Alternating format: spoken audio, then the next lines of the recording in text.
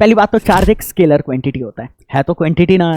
Negative charge lower से higher में जाएगा।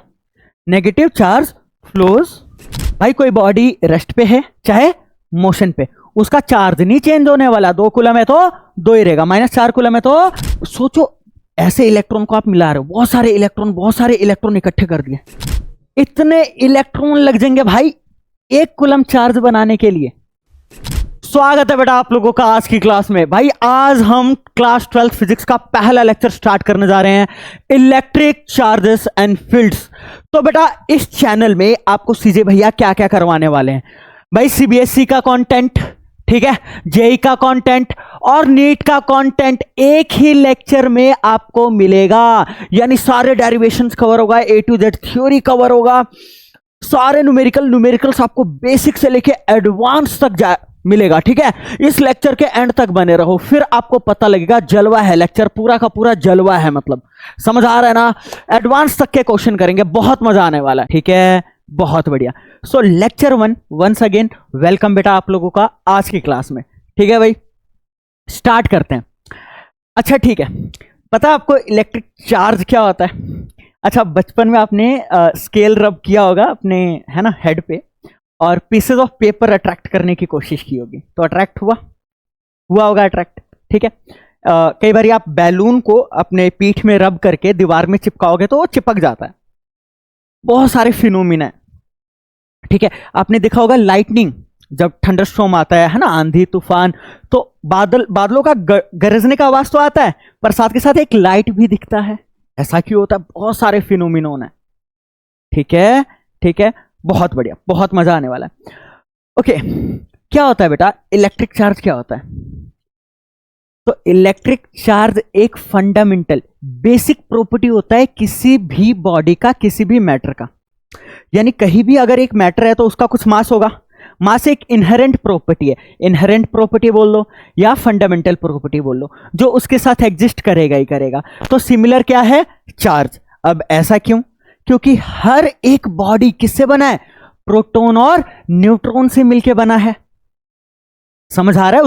उसके न्यूक्लियस के अंदर प्रोटॉन होता है, ठीक है, न्यूट्रॉन भी होता है, और न्यूक्लियस के बाहर जो घूम रहा होता है वो क्या होता है? इलेक्ट्रॉन होता है।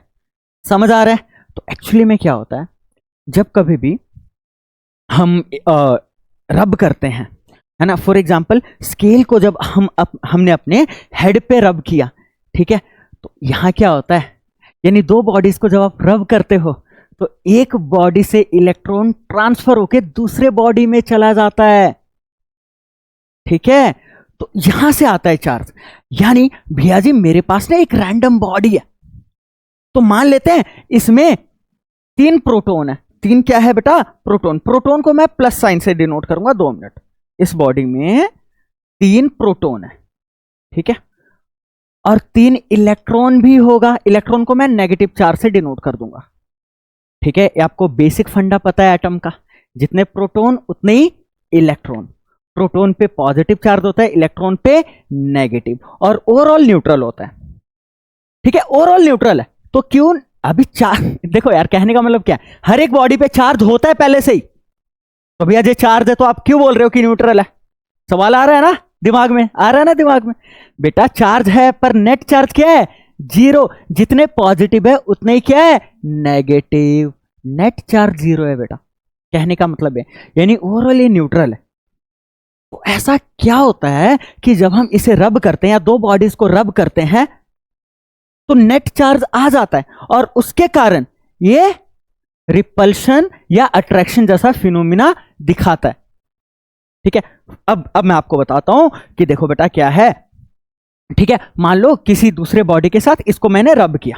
क्या किया? मैंने रब किया, ठीक है, ठीक है, बहुत बढ़िया। इसमें भी कुछ पॉजिटिव चार्ज है और कुछ नेगेटिव चार्ज है, इक्वल अमाउंट में, ठीक है, न्यूट्रल है। अब मान लो इसे मैंने रब किया तो एक यहां से इलेक्ट्रॉन उठ के यहां आ गया, ठीक है। अब देखो सीन में फर्क क्या, यहां पहले कितने थे? 3 प्रोटॉन, यहां पे 3 इलेक्ट्रॉन थे, पर रबिंग के बाद कितने इलेक्ट्रॉन बचे? 2 इलेक्ट्रॉन बचे सिर्फ। यानी 2 इलेक्ट्रॉन 2 प्रोटॉन के चार्ज को तो न्यूट्रलाइज कर देगा, पर एक प्रोटॉन यहां पे एक्स्ट्रा बचा हुआ है।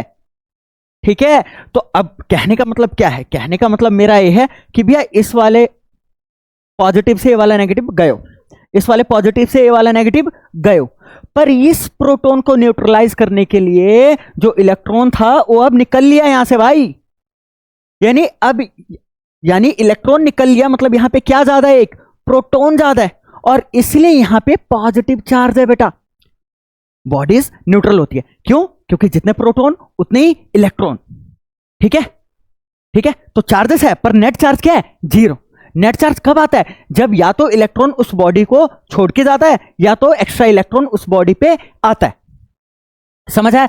तो यहां देखो, यहां पे निकल लिया भाई, निकल लिया, तो यहां पे नेट क्या आ जाएगा? पॉजिटिव चार्ज आ जाएगा। यानी यानी यानी इलेक्ट्रॉन कम होगा तो बॉडी पे पॉजिटिव चार्ज आएगा। और इस पे मान लेते हैं भैया जी पहले ना 2 प्रोटॉन थे और 2 इलेक्ट्रॉन थे, पर इसने 1 इलेक्ट्रॉन एक्स्ट्रा ले लिया। यहां पे क्या हो रहा था? एक प्रोटॉन का चार्ज एक न्यूट्रॉन का चार्ज कैंसिल कर रहा था, एक प्रोटॉन का चार्ज एक इलेक्ट्रॉन का चार्ज कैंसिल कर रहा था, पर जो इसमें एक्स्ट्रा इलेक्ट्रॉन आया है वो नेगेटिव चार्ज कंट्रीब्यूट कर रहा है। समझ आया? यानी यहां एक्सेस ऑफ इलेक्ट्रॉन है। क्या बेटा? Excess of electron.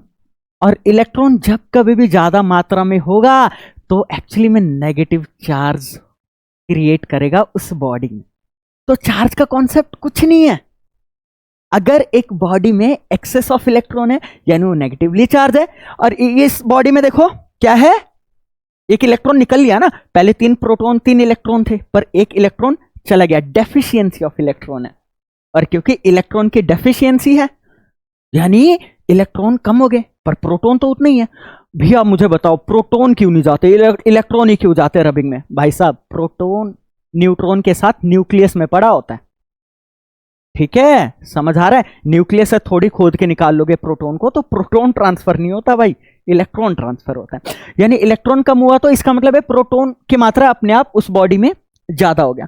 ठीक है, यानी डेफिशिएंसी ऑफ इलेक्ट्रॉन क्या देता है बेटा? Positive charge, positive charge. बहुत बढ़िया भैया जी, समझ आ रहा है? यानी है ना, समझ आया? चार्ज ऑलरेडी हर एक मैटर में है भाई, पर नेट चार्ज तभी आता है जब किसी बॉडी में या तो एक्स्ट्रा इलेक्ट्रॉन आ गया या तो इलेक्ट्रॉन गायब हो गया, तब नेट चार्ज आता है। समझ आया? तो एक इंट्रिंसिक प्रॉपर्टी है, मतलब फंडामेंटल प्रॉपर्टी है, जस्ट लाइक मास। ठीक है, ठीक है, और इस प्रॉपर्टी के कारण 2 बॉडीज आपस में अट्रैक्ट करेंगे या फिर रिपेल करेंगे। इसको कहते हैं इलेक्ट्रोस्टैटिक फोर्स ऑफ अट्रैक्शन और रिपल्सन, जो चार्जेस के बीच होता है। राइट? ठीक है, और जैसे मासेस के बीच जो फोर्स था वो हमेशा अट्रैक्टिव था, है ना, ग्रेविटेशनल फोर्स जिसे अपन कहते हैं 11th में पढ़ा है। पर चार्जेस के बीच क्या होता है? अट्रैक्टिव भी होता है और रिपल्सिव भी होता है। सब अपन पढ़ेंगे। क्लियर है भाई? इंट्रोडक्शन समझ आया मेरे बच्चों? क्लियर है बहुत अच्छे से? That's great. ओके, चार्जेस भी 2 प्रकार के होते हैं, एक्सपेरिमेंटली पता लगा। अब एक्सपेरिमेंटली कैसे पता लगा? चलो मैं आपको थोड़ा सा बताता हूं, है ना, क्योंकि मेन अपन थोड़ा देखो अच्छे से पढ़ेंगे तो ही क्लियर होगा चीज। ये देखो, ये वाला एक्सपेरिमेंट देखो। ग्लास रॉड, आपको रॉड का मतलब यार ऐसा नहीं कि तुम समझो ही ना, एक सिंपल टेस्ट ट्यूब होता है ना जैसे ग्लास का बना होता है, वैसे ही रॉड है, ग्लास रॉड। और एक एबोनाइट मटेरियल होता है, एबोनाइट रॉड ले लो, और सिल्क का कपड़ा ले लो। ठीक है, जब आप ग्लास रॉड को सिल्क से रब करते हो ना, ठीक है, तो ग्लास रॉड से कुछ इलेक्ट्रॉन सिल्क में शिफ्ट हो जाते हैं, तो ग्लास में आ जाता है पॉजिटिव, ग्लास में क्या आ जाता है बेटा? पॉजिटिव। क्यों? क्योंकि ग्लास ने इलेक्ट्रॉन लूज किए हैं, तो इलेक्ट्रॉन अगर गया तो प्रोटॉन अपने आप ज्यादा हो गया, मतलब पॉजिटिव चार्ज। ठीक है, पर एबोनाइट रॉड में अलग केस होता है। एबोनाइट रॉड मटेरियल अलग अलग है ना, क्योंकि ठीक है, एबोनाइट रॉड को जब आप सिल्क से रब करोगे तो एबोनाइट रॉड सिल्क को इलेक्ट्रॉन देगा नहीं, बल्कि सिल्क से ले लेगा। यानी एबोनाइट रॉड के पास अब इलेक्ट्रॉन ज्यादा, यानी उस पर क्या हो गया? Negative charge. समझ आ रहा है? ठीक है, बहुत बढ़िया। ठीक है, तो 2 रॉड लिया हमने, है ना, एक ग्लास और एक एबोनाइट। तो अभी हम ग्लास की बात करते हैं। किसकी बात करते हैं? ग्लास की, ग्लास रॉड की बात करते हैं। ठीक है बेटा, तो हो ये रहा था, जब ग्लास रॉड को हमने रगड़ा तो ग्लास रॉड पे एक चार्ज आ गया, मान लो हमें नहीं पता कैसा चार्ज है, ग्लास रॉड है, एक और ग्लास रॉड लिया और सेम जैसे इसे भी सिल्क के कपड़े से रब किया, इसे भी सिल्क के कपड़े से रब किया, और जब दोनों को पास लाए तो एक दूसरे को क्या कर रहे थे, रिपेल। ये भी ग्लास रॉड, ये भी ग्लास रॉड, रगड़ाई भी हमने सेम कपड़े से की, तो चार्ज भी सेम इंड्यूस हुआ होगा, सेम टाइप का चार्ज इंड्यूस हुआ होगा, राइट। बहुत बढ़िया, ठीक है। अब दूसरे केस में हमने क्या लिया, एबोनाइट रॉड। कौन सा बेटा मेरे बच्चे, एबोनाइट रॉड। समझो पहले कॉन्सेप्ट समझो, ठीक है, कॉन्सेप्ट समझो, रट्टा हर कोई मार लेता है, ठीक है, ऐसे पढ़ोगे इंटरेस्ट जगेगा, पहली बात तो। अच्छा, एबोनाइट रॉड में अब देखो, इसे हमने फर से रब किया, फर ले लो या फिर सिल्क के कपड़े से रब कर लो, तो ये इलेक्ट्रॉन ले लेता है, मतलब इस पे कौन सा चार्ज आ जाएगा, नेगेटिव चार्ज आ जाएगा, तो इस पे आ जाएगा नेगेटिव चार्ज। अच्छा, नेगेटिव बात की बात है और पॉजिटिव नेगेटिव बात की बात है, जस्ट मैं आपको बता रहा हूं कि दो चार्जेस कैसे पता लगे हमें, ठीक है। तो एबोनाइट रॉड लिया हमने सिल्क के कपड़े से, इसको भी रब किया, इसको भी रब किया, ठीक है, तो सेम टाइप का चार्ज इंड्यूस हुआ होगा। जब इन दोनों को पास लाया गया, ठीक है, तो ये दोनों भी रिपेल कर रहे थे, ठीक है, ठीक है। अब भाई एक यहां पे रखा गया ग्लास रॉड, ग्लास रॉड, ठीक है, दूसरा एबोनाइट रॉड, एबोनाइट रॉड, ठीक है भाई। ग्लास ग्लास रिपल्शन हो रहा था, एबोनाइट एबोनाइट रिपल्शन हो रहा था, पर भाई सरप्राइजिंगली जब ग्लास और एबोनाइट रॉड को साथ मिलाया गया तो they were not repelling, they were attracting each other. वो एक दूसरे को क्या कर रहे थे मेरे बच्चे, अट्रैक्ट। यहां रिपल्शन हो रहा था, यहां भी रिपेल कर रहे थे, पर यहां पे क्या कर रहे थे, अट्रैक्ट। इससे हमें ये पता लगा कि इन दोनों में सेम टाइप का चार्जेस है, इन दोनों में सेम टाइप का चार्जेस है, यानी लाइक चार्जेस क्या करते हैं, रिपेल, रिपेल। पर इन दोनों का जरूर अनलाइक होगा, अलग अलग पोलैरिटी के होंगे, इसलिए एक दूसरे को क्या कर रहे हैं, अट्रैक्ट कर रहे हैं, जस्ट लाइक मैग्नेट्स। समझ आ रहा है, जैसे मैग्नेट में नॉर्थ नॉर्थ रिपेल करता है, साउथ साउथ रिपेल करता है, पर नॉर्थ और साउथ क्या करता है, अट्रैक्ट करता है। तो यहां से पता लगा, यहां से कंक्लूजन निकला, there are two types of charges, one is positive and other is negative. Positive charge generally हम प्रोटॉन से एसोसिएट करते हैं, समझ आ रहा है, एक्सेस ऑफ प्रोटॉन या deficiency of electron. Negative charge हम इलेक्ट्रॉन, एक्सेस ऑफ इलेक्ट्रॉन और deficiency of proton. That's awesome, आ रहा है समझ अच्छे से, ठीक है भैया जी, थ्योरी बहुत अच्छे से आ रहा है समझ, एक एक चीज लाएं आपके लिए, देखो, okay that's great, that's awesome. अब देखो बेटा जी, तो इलेक्ट्रिक चार्ज का डेफिनेशन इंपॉर्टेंट है, ठीक है। अच्छा, टाइप्स ऑफ चार्जेस दो आगे भाई, एक है पॉजिटिव और दूसरा क्या है बेटा, नेगेटिव, ठीक है, ओके। चार्ज का यूनिट क्या है, पहली बात तो चार्ज एक स्केलर क्वांटिटी होता है तो क्वांटिटी ना, क्वांटिटी है तो इसका क्या होगा, एक यूनिट होगा भैया जी, चार्ज का क्या होगा, एक यूनिट होगा, ठीक है, ठीक है।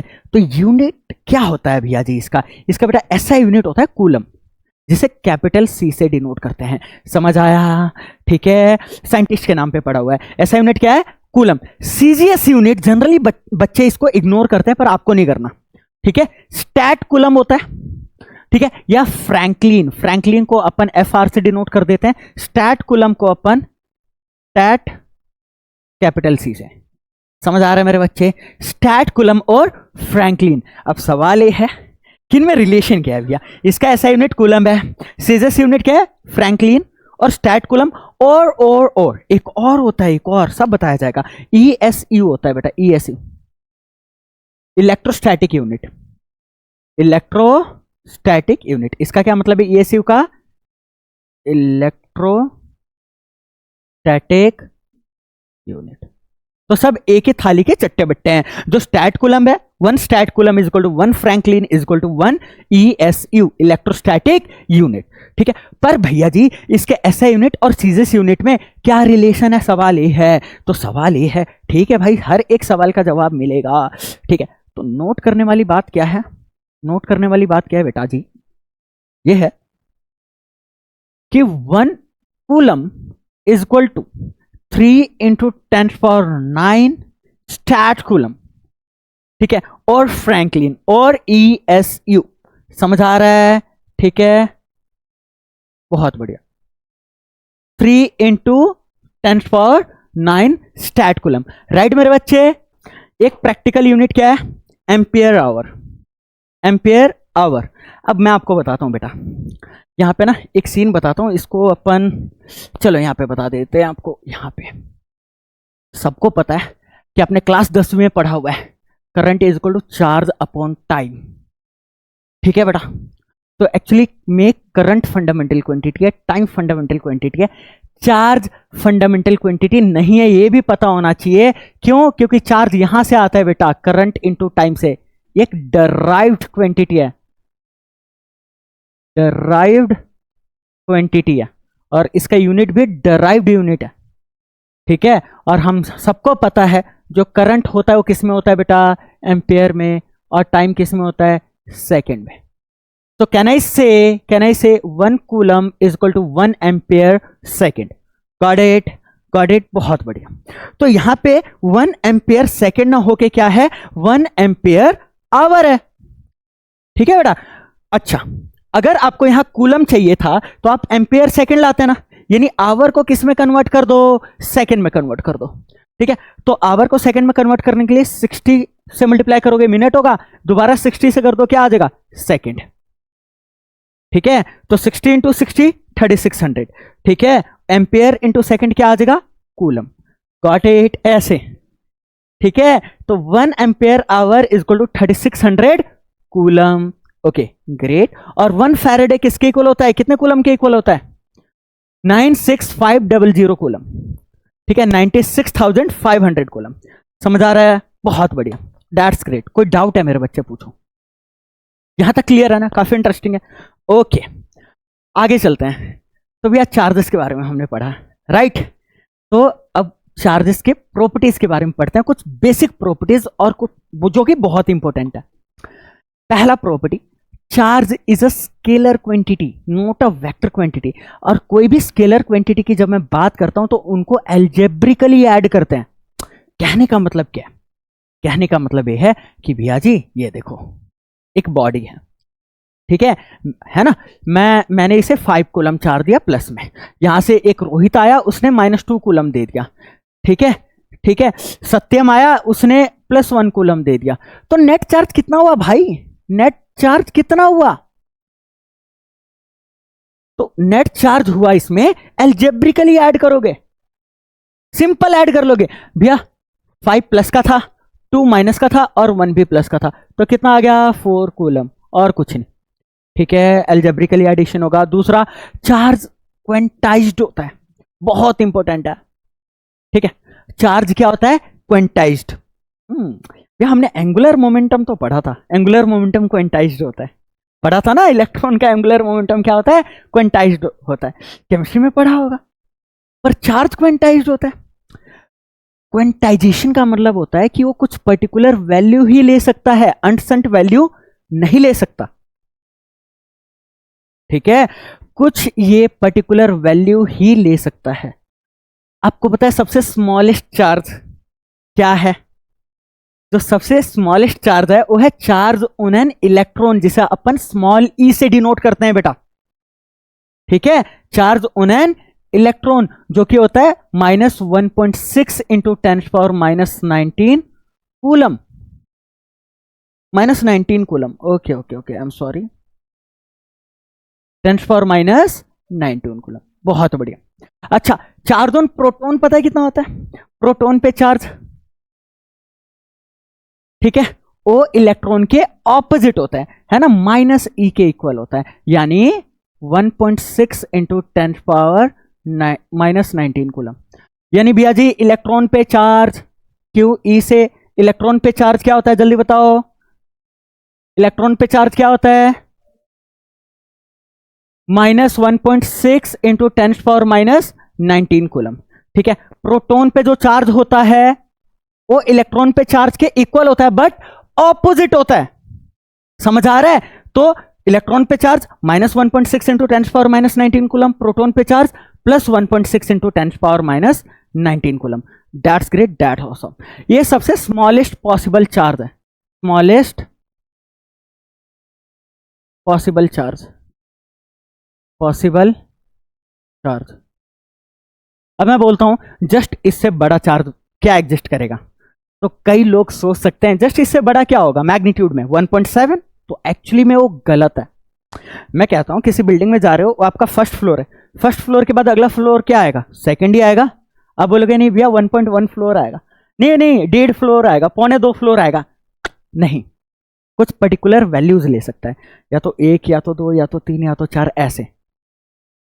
तो इसीलिए कहता है क्वांटाइजेशन ऑफ चार्ज कहता है बेटा कि किसी भी बॉडी पे जो चार्ज है ना बेटा मेरे बच्चे, वो इंटेग्रल मल्टीपल होगा फंडामेंटल चार्ज के, वो इंटेग्रल मल्टीपल होगा किसके, फंडामेंटल चार्ज के। It can be positive, it can be negative, पर मैग्नीट्यूड में वो n टाइम्स क्या होगा, E होगा।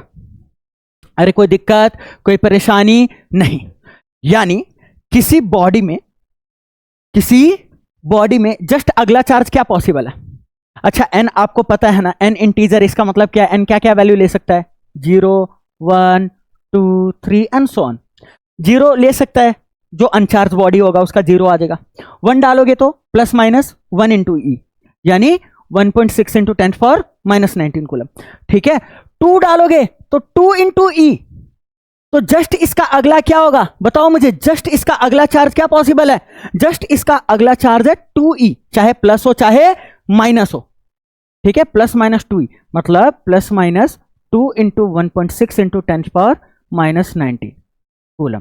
ठीक है, ई को मैं इस वैल्यू, मतलब ई क्या डिनोट करेगा, इस वैल्यू को डिनोट करेगा, राइट। अच्छा 2 से मल्टीप्लाई करोगे कितना आ जाएगा, प्लस माइनस 3.2 इंटू 10⁻⁻19 कूलम, यानी 1.6 इंटू 10⁻⁻19 कूलम का जस्ट अगला चार्ज है 3.2 इंटू 10⁻⁻19 कूलम। कोई कहेगा 3.1 एग्जिस्ट करता है, नहीं करता है। कोई कहेगा 3 एग्जिस्ट करता है, 2.5 एग्जिस्ट करता है, नहीं करता है। समझ आ रहा है, समझ आ रहा है। n की वैल्यू क्या पुट करनी है आपने, इंटीजर पुट करनी है। n की वैल्यू क्या पुट करनी है, इंटीजर। अच्छा एक चीज मैं देता हूं आपके लिए, एक चीज आपके लिए, यहां देखो, मैं बोलता हूं इज एक क्वेश्चन क्रिएट कर देता हूं आपके लिए। ठीक है, चार्ज 5.3 इंटू 10⁻⁻19 कूलम पॉसिबल, ये बता दो क्या इतना चार्ज किसी बॉडी पे पॉसिबल है, कैसे पता लगेगा, कैसे पता लगेगा। आप देखोगे क्या ये 1.6 इंटू 10⁻⁻19 का इंटेग्रल मल्टीपल है, तो भी ऐसे तो टाइम लग जाएगा। 1.6 इंटू 10⁻⁻19 को मैं 1 से मल्टीप्लाई करूंगा, 2 से करूंगा, 3 से करूंगा, ऐसे तो टाइम लग जाएगा। तो चार्ज कितना बोल रहा है, इतना बोल रहा है, इसको कैपिटल क्यू ले लिया करो। और हमें पता है कैपिटल क्यू किसके इक्वल होता है, n इंटू ई के इक्वल होगा, चाहे प्लस हो चाहे माइनस हो, मत लगाओ कोई ना। ठीक है, यानी charge on any body is equal to integral multiple of fundamental charge, that is e. समझ आ रहा है, ठीक है भैया जी। और इतना ध्यान रखना, n होता क्या है, n होता है इंटीजर। क्या होता है बेटा, इंटीजर। q क्या लेना है, जो चार्ज हमें दिया है। ठीक है, ये हमें पता है इलेक्ट्रॉनिक चार्ज होता है, फंडामेंटल चार्ज 1.6 इंटू 10⁻⁻19 कूलम। यहां से आपको n की वैल्यू निकालनी है। अगर n इंटीजर आता है तब तो पॉसिबल है, अगर n इंटीजर नहीं आता है, फ्रैक्शन में आ गया, पॉइंट में आ गया, तो ये कतई पॉसिबल नहीं है। यानी n किसके इक्वल हो जाएगा, जल्दी बताओ, क्यों बाय ई। ठीक है जी भैया जी, क्यों कितना दिया हुआ है जल्दी बताओ, 5.3 इंटू 10⁻⁻19। ठीक है, ई क्या होता है 1.6 इंटू 10⁻⁻19। कट गया भैया जी, पॉइंट से पॉइंट भी गया, कैंसिलेशन हो रहा गया, चक भाई, कैलकुलेशन भी नहीं हो रहा। 3 पॉइंट समथिंग आएगा, राइट, 3 पॉइंट समथिंग आएगा, 4 पॉइंट समथिंग आएगा, 6 जगह 24, नहीं 3 पॉइंट समथिंग आएगा। ठीक है, ठीक है, 3 पॉइंट कितना आ रहा है 53, और 16 से डिवाइड करोगे तो 3 से 48, माइनस करोगे कितना आ जाएगा 5, पॉइंट लगाया 0, तो 3.3 समथिंग है। Not possible. क्यों भाई, क्यों, क्योंकि n का वैल्यू क्या है, नॉन इंटीजर। क्या है बेटा, नॉन इंटीजर। नहीं आया समझ, अभी भी आया समझ, कैसे यूज करना है, नहीं आया, आ गया, गुड, ग्रेट, शाबाश। ठीक है, दैट्स ग्रेट। ये फॉर्मूला बहुत काम का है रब्बा वाह। ओके आगे बढ़ते हैं बेटा। Charge is conserve. अच्छा आपको पता है मास भी कंजर्व नहीं है, मास एनर्जी में कन्वर्ट हो सकता है और एनर्जी मास में, मास एनर्जी इक्विवेलेंस अगर आपने पढ़ा होगा है ना, is equal to mc square. ठीक है, मास और एनर्जी इंटरकन्वर्टेबल है। पर अगर आप एक सिस्टम की बात करो, एक सिस्टम का चार्ज, सिस्टम में बहुत सारी बॉडीज है, इंडिविजुअल बॉडीज का ट्रांसफर हो सकता है, एक बॉडी का दूसरे बॉडी में चला गया, दूसरे का किसी और में चला गया, समझ आ रहा है, इंडिविजुअली चेंज हो सकता है। ठीक है, पर पूरे सिस्टम का चार्ज हमेशा क्या रहता है, कांस्टेंट, कंजर्व रहता है। कहने का तात्पर्य क्या है भैया जी, पता है क्या हुआ, एक ना बॉडी था, इस पे ना +9 कूलम था, ठीक है ठीक है, और दूसरा बॉडी है उसमें सिर्फ +1 कूलम है, तो दोनों का ना मैंने मिला दिया, मैंने कांटेक्ट करवाया। क्या करवाया, कांटेक्ट, और थोड़ा सा चार्ज इसमें फ्लो कर गया। ठीक है ठीक है, तो अब सपोज इसमें +7 कूलम बचा है और इसमें 3 कूलम आ गया, +3 कूलम, इंडिविजुअल का चेंज आ गया। ठीक है भैया, चेंज तो हो रहा है, आप तो आपने तो बोला कंजर्व है, बेटा पूरे सिस्टम के अंदर ही दोनों बॉडी है, पर दोनों के नेट देखो अगर, तो इन दोनों का अभी भी क्या है, इनिशियल क्या है, टोटल चार्ज +10 कूलम, अभी भी कितना है जल्दी बताओ, +10 कूलम। जस्ट लाइक दिस, जब आप इसे ड्रॉप करते हो, पोटेंशियल एनर्जी मैक्सिमम है ना, काइनेटिक 0 है, पोटेंशियल घट रहा है पर काइनेटिक बढ़ रहा है, पर इन दोनों का सम हमेशा क्या रहता है, कांस्टेंट, जस्ट लाइक दिस। समझ आ रहा है, दैट्स ग्रेट। अगला क्या है, चार्ज को आप ट्रांसफर कर सकते हो, जैसे एक बॉडी से दूसरे बॉडी में आप चार्ज को ट्रांसफर कर सकते हो।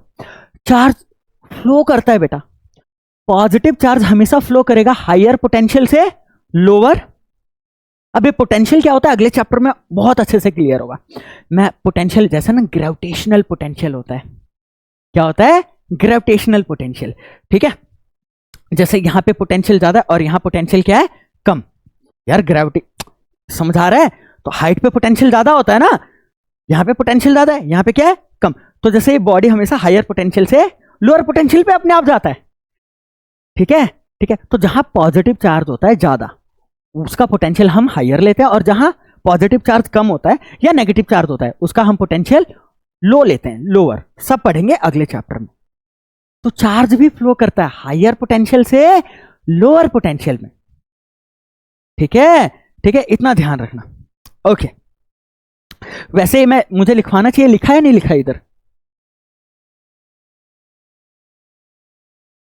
नहीं यार ये लिखना चाहिए, ये पॉइंट बहुत इंपॉर्टेंट है। कोई नहीं, मैं लिखवाता हूं बेटा, यहां पे, यहां देखो, इंपॉर्टेंट नोट क्या है, इंपॉर्टेंट नोट क्या है बेटा, कि positive charge flows from higher potential to lower potential. ठीक है बेटा, नेगेटिव का उल्टा है जी, नेगेटिव चार्ज का उल्टा है जी, नेगेटिव चार्ज लोअर से हायर में जाएगा, negative charge flows from lower to higher. Clear है, higher potential, that's great, that's awesome. Potential देखो मैं जानबूझ के टॉपिक छेड़ नहीं रहा हूं क्योंकि अगले चैप्टर का कॉन्सेप्ट है। ठीक है, पर थोड़ा बहुत तो क्लियर हुआ, ग्रेट। एक और प्रॉपर्टी देखो यहां पे, charge is invariant, charge is invariant. ठीक है, जैसे आइंस्टाइन की जो रिलेटिविटी की जो थ्योरी थी उसमें आपको बहुत अच्छे से पता है कि अगर कोई बॉडी, ठीक है, स्पीड ऑफ लाइट, वैसे पॉसिबल नहीं है, आपको पता है कोई भी यूनिवर्स में कोई भी बॉडी है वो स्पीड ऑफ लाइट से कम ही जाता है, पर स्पीड ऑफ लाइट के मुकाबले मतलब उसके आसपास अगर कोई बॉडी ट्रैवल कर रहा है ना तो उसका मास बढ़ता है, उसके लिए टाइम रुक जाता है ना, मतलब डिले हो जाता है ना, टाइम डायलेशन कहते हैं। ठीक है, अच्छा चलो बात की बात है, ज्यादा डीपली नहीं जाएंगे।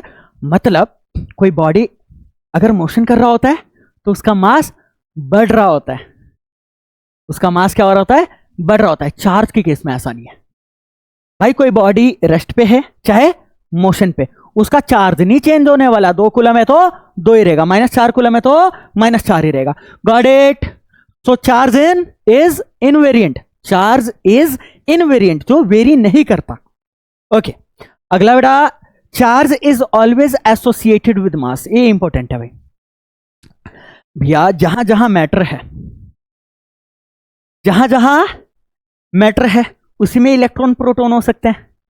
अगर इलेक्ट्रॉन, उस मैटर में इलेक्ट्रॉन ज्यादा है तो नेगेटिव चार्ज है, इलेक्ट्रॉन कम है तो पॉजिटिव चार्ज है। यानी मास के बिना चार्ज एग्जिस्ट ही नहीं करेगा भाई, मास के बिना चार्ज एग्जिस्ट ही नहीं करेगा। समझ आ रहा है मैं क्या कहने की कोशिश कर रहा हूं? फिर so charge can not exist without mass, but mass can exist without charge. आप बोलोगे गजब, मैटर है, मैटर में मास है, पर उसमें इलेक्ट्रॉन प्रोटॉन तो है। पर बेटा वो जो बॉडी है वो न्यूट्रल भी तो हो सकता है, जितने इलेक्ट्रॉन उतने ही प्रोटॉन, मतलब नेट चार्ज क्या है? 0। सो charge can exist without mass. ठीक है, सॉरी मैं क्या बोल रहा हूं, आई एम सो सॉरी, उल्टा बोल दिया मैंने। ठीक है, mass can exist without charge, but charge can not exist without mass. ठीक है बेटा, ठीक है मेरे बच्चे, बहुत बढ़िया। अच्छा, एक इंटरेस्टिंग चीज बताने वाला हूं मैं, एक बहुत बहुत बहुत इंटरेस्टिंग चीज, कि जब आप चार्ज करते हो किसी बॉडी को, किसी बॉडी को चार्ज करते हो, उसका मास चेंज होता है, पता आपको? आप बोलोगे भैया कैसे? किसी बॉडी को चार्ज दे रहे हो तो उसका मास कैसे चेंज हो रहा है? अरे गजब है यार, कोई बॉडी चार्ज कर रहे हो, या तो तू बेटा उससे इलेक्ट्रॉन देगा या तो इलेक्ट्रॉन छीनेगा। इलेक्ट्रॉन का भी तो चार्ज होता है एक, कितना चार्ज कह रहा हूं, इलेक्ट्रॉन का भी तो एक मास होता है।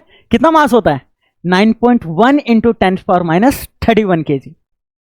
यानी अगर मैं किसी बॉडी को चार्ज दे रहा हूं, मतलब इलेक्ट्रॉन का ट्रांसफर कर रहा हूं, मतलब मास में ट्रांसफर कर रहा हूं, या तो उससे ले रहा हूं या तो उसे दे रहा हूं।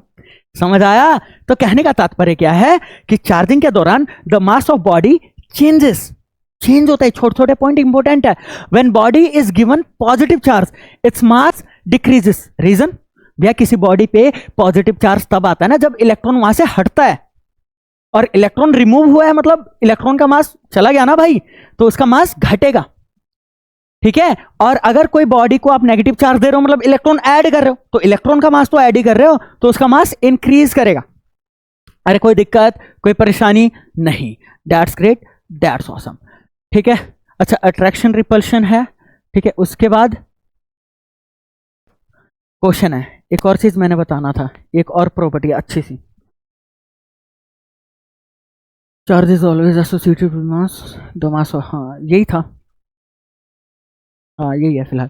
चलो बेटा अगले प्रॉपर्टी में चलते हैं। हाँ, ये तो कि हम ऑलरेडी पढ़ गए।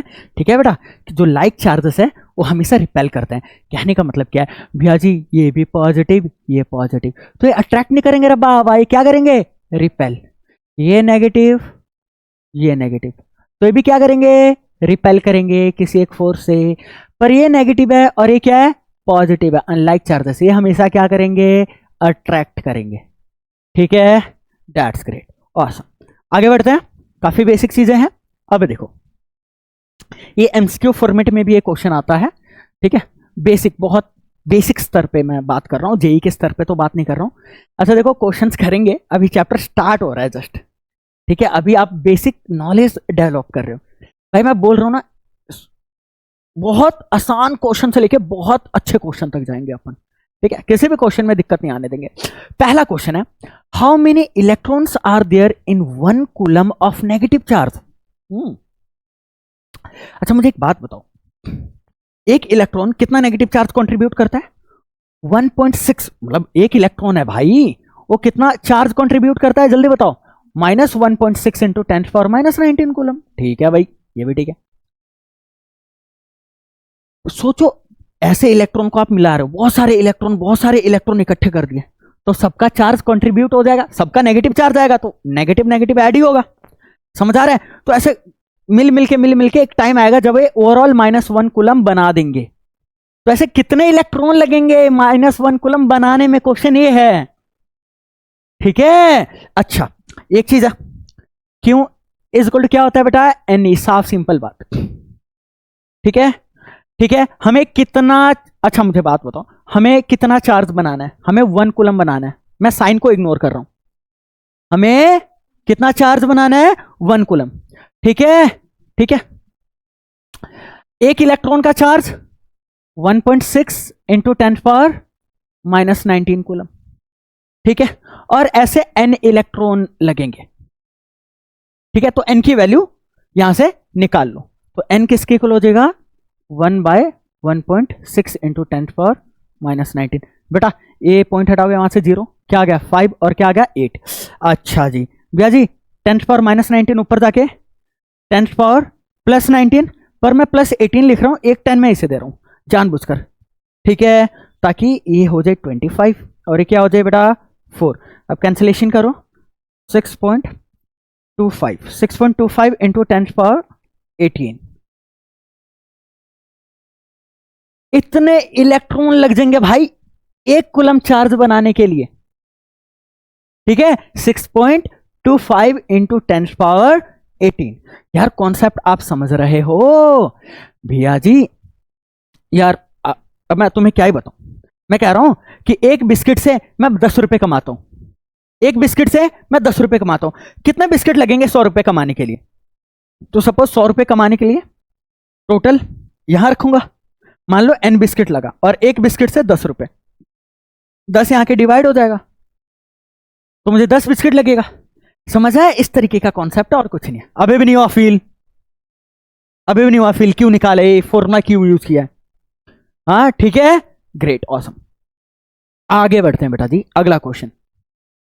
When a piece of polythene is rubbed with wool, ठीक है भाई, a charge of -2 into 10⁻⁻7 coulomb is developed on polythene, ठीक है भाई, ठीक है ना। तो पॉलिथीन और वूल को हमने रब किया, ठीक है, और पॉलिथीन में इतना चार्ज आ गया रबिंग के बाद, ठीक है। What is the amount of mass which is transfer to polythene. बेटा जी जब मैंने पॉलिथीन और वूल को रब किया तो पॉलिथीन में कितना चार्ज आ रहा है, वो भैया नेगेटिव आ रहा है। पॉलिथीन में नेगेटिव चार्ज का है, क्यों, क्योंकि उसने इलेक्ट्रॉन गेन किए होंगे, एक्सेस ऑफ इलेक्ट्रॉन ही तो नेगेटिव चार्ज देता है। तो कितने इलेक्ट्रॉन गेन किए, क्वेश्चन ये नहीं है कितना मास उसने गेन किया भाई, ये क्या क्वेश्चन हुआ भाई, हद है यार।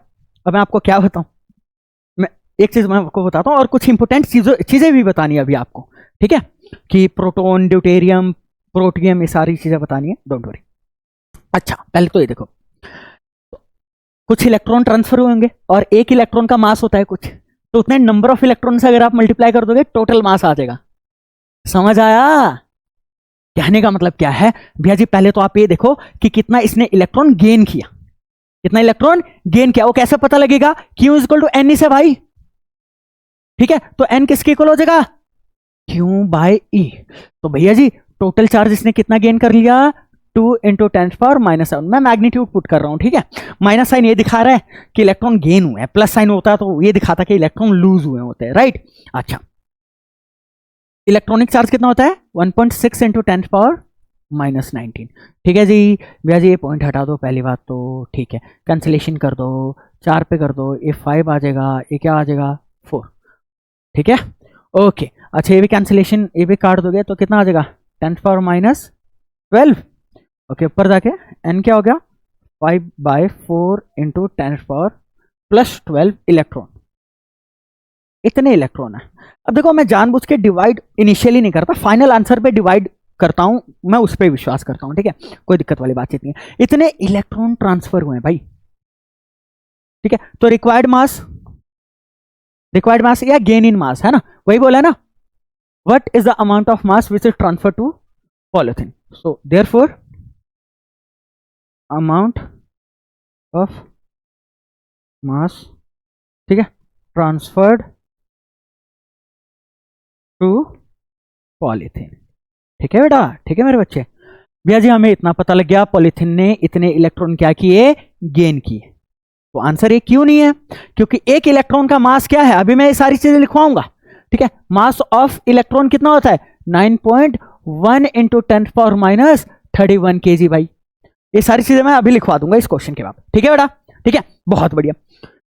तो टोटल इतने इलेक्ट्रॉन है 5/4 इंटू 10⁻12 और एक इलेक्ट्रॉन का मास कितना है 9.1 इंटू 10⁻31, ठीक है। अरे यार पहली बात तो ये 4 से कटेगा नहीं, कोई बात नहीं, डिवाइड ही कर देते हैं, डिवाइड करेंगे तो 1.25 इंटू 9.1।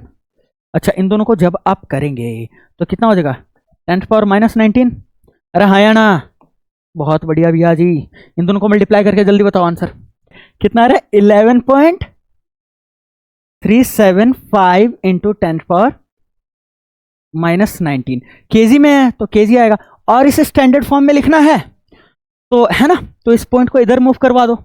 सो 1.1375 इंटू 10⁻⁻18 केजी, तो हमारा आंसर है।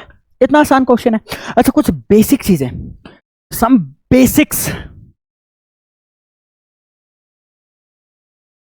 जो चैप्टर को पढ़ने के लिए आपके नॉलेज में होना ही चाहिए भाई।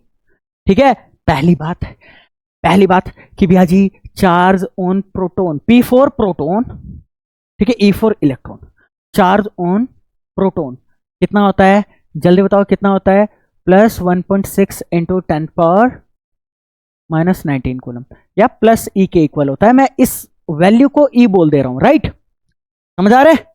अच्छा, चार्ज ऑन इलेक्ट्रॉन कितना होता है, -1.6 इंटू 10⁻⁻19 कूलम, यानी -E के इक्वल। ठीक है, अब रुको, मास की बात करते हैं। मास ऑफ प्रोटॉन कितना होता है, मास ऑफ प्रोटॉन 1.67 इंटू 10⁻⁻27 kg।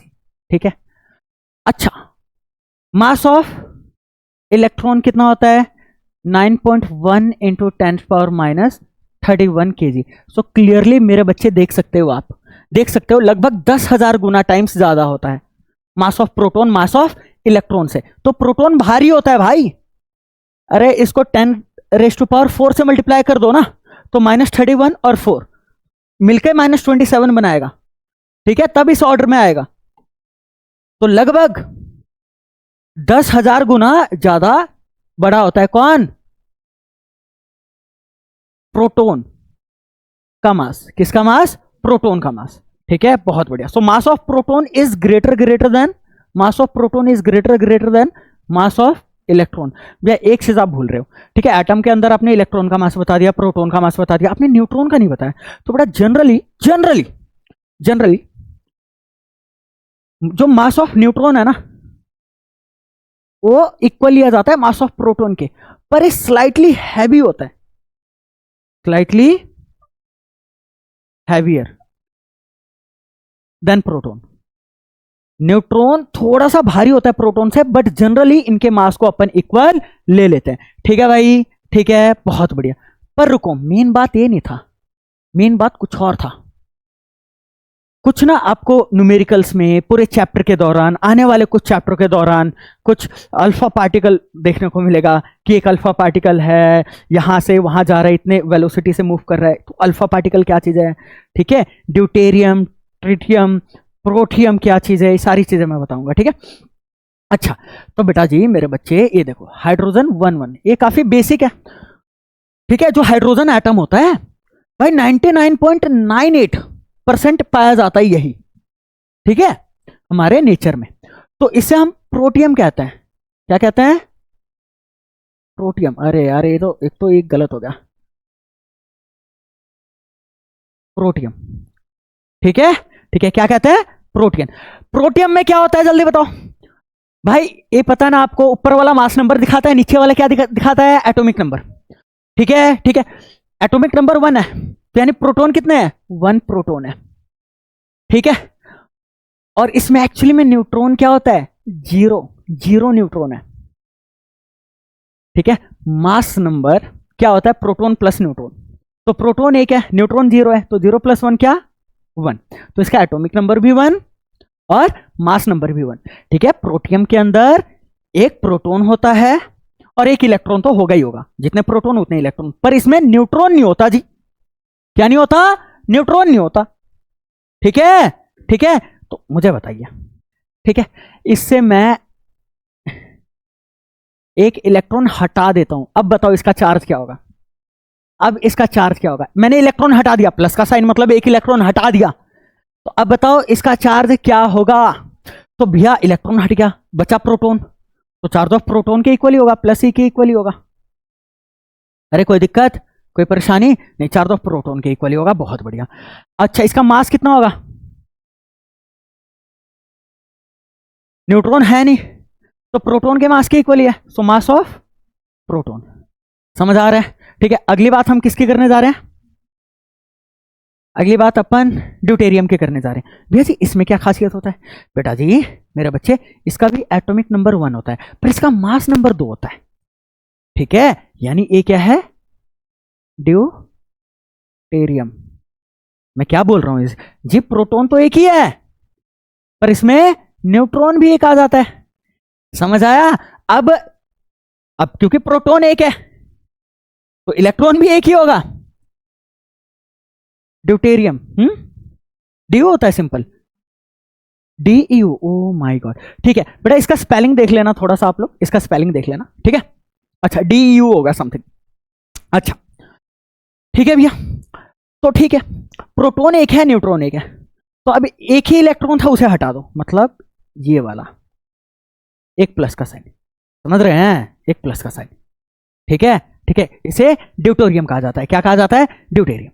ठीक है, अब रुको जी, इसका चार्ज क्या होगा जी? इलेक्ट्रॉन तो गए हो पर प्रोटॉन एक ही है और चार्ज में न्यूट्रॉन कोई कंट्रीब्यूट नहीं करता। न्यूट्रॉन क्या होता है? न्यूट्रल। ठीक है, तो चार्ज तो अभी भी ई के इक्वल है पर इसका मास, पर भैया अब इसमें प्रोटॉन भी है, अब इसमें न्यूट्रॉन भी है। ठीक है, ठीक है, प्रोटॉन का मास mp प्लस न्यूट्रॉन का मास mn। पर मैं क्या बोल रहा हूं, जो न्यूट्रॉन का मास होता है वो प्रोटॉन के मास के इक्वल ही होता है। ठीक है, तो इसको मैं 2 टाइम्स mp लिख सकता हूं। क्लियर है? क्लियर है, ग्रेट। अगला क्या है?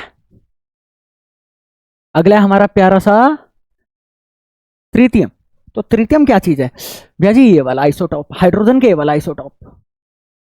ठीक है, अभी भी इसका एटॉमिक नंबर 1 है पर मास नंबर 3 है भाई, 3। ठीक है, इसका नाम क्या जल्दी बताओ? ट्रिटियम। ठीक है जी भैया, इसमें खासियत क्या है बेटा? होता है एक प्रोटॉन ही है पर न्यूट्रॉन कितना होता है? 2। समझ आ रहा है? तभी तो मास नंबर 3 बना। ठीक है, बहुत बढ़िया। तो इसका भी चार्ज, क्योंकि न्यूट्रॉन तो भाई चार्ज को कंट्रीब्यूट नहीं कर रहा, राइट? और पहली बात, इसके हम आइसोटॉप की बात करेंगे। आइसोटॉप कह रहा हूं मैं, आयन की बात करेंगे, मतलब इसकी बात करेंगे। समझ आया? क्योंकि इलेक्ट्रॉन निकाल दिया। ठीक है, तो अब क्या बचा? एक ही प्रोटॉन, तो इस पर चार्ज कितना होगा? ए के इक्वल होगा प्लस ए के इक्वल होगा। समझ आया? पर मास क्या होगा भैया जी? Mass of proton plus 2 times mass of neutron, और mass of neutron mass of proton के इक्वल है, तो 2 + 1 3, तो 3 टाइम्स मास ऑफ प्रोटॉन। इतना ध्यान में रखना है। एक और चीज कैसे आप भूल सकते हो? एक और चीज कैसे भूल सकते हो? तो ये चीजें क्लियर है ना? मैं थोड़ा सा रुको, थोड़ी सी मैं चीजें क्लियर कर देता हूँ। क्लियर मतलब थोड़ा सा बॉक्स में डाल देता हूँ तो अच्छा लगेगा आपको। ठीक है, ये वाला देखो। ठीक है, ये वाला। ठीक है, बढ़िया, ऐसे डाल देते हैं। ग्रेट। शेप्स में ये वाला,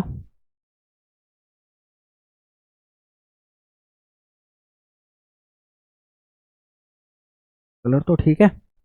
क्या करना था मैंने? इसका फ्रेम करना था, है ना? ठीक है, ये हो गया। अरे लास्ट वाला। अच्छा एक चीज, एक और शेप लेते हैं। कलर क्या ले शेप का? चलो ये ले लेते हैं, एक और शेप ले लेते हैं, ये वाला।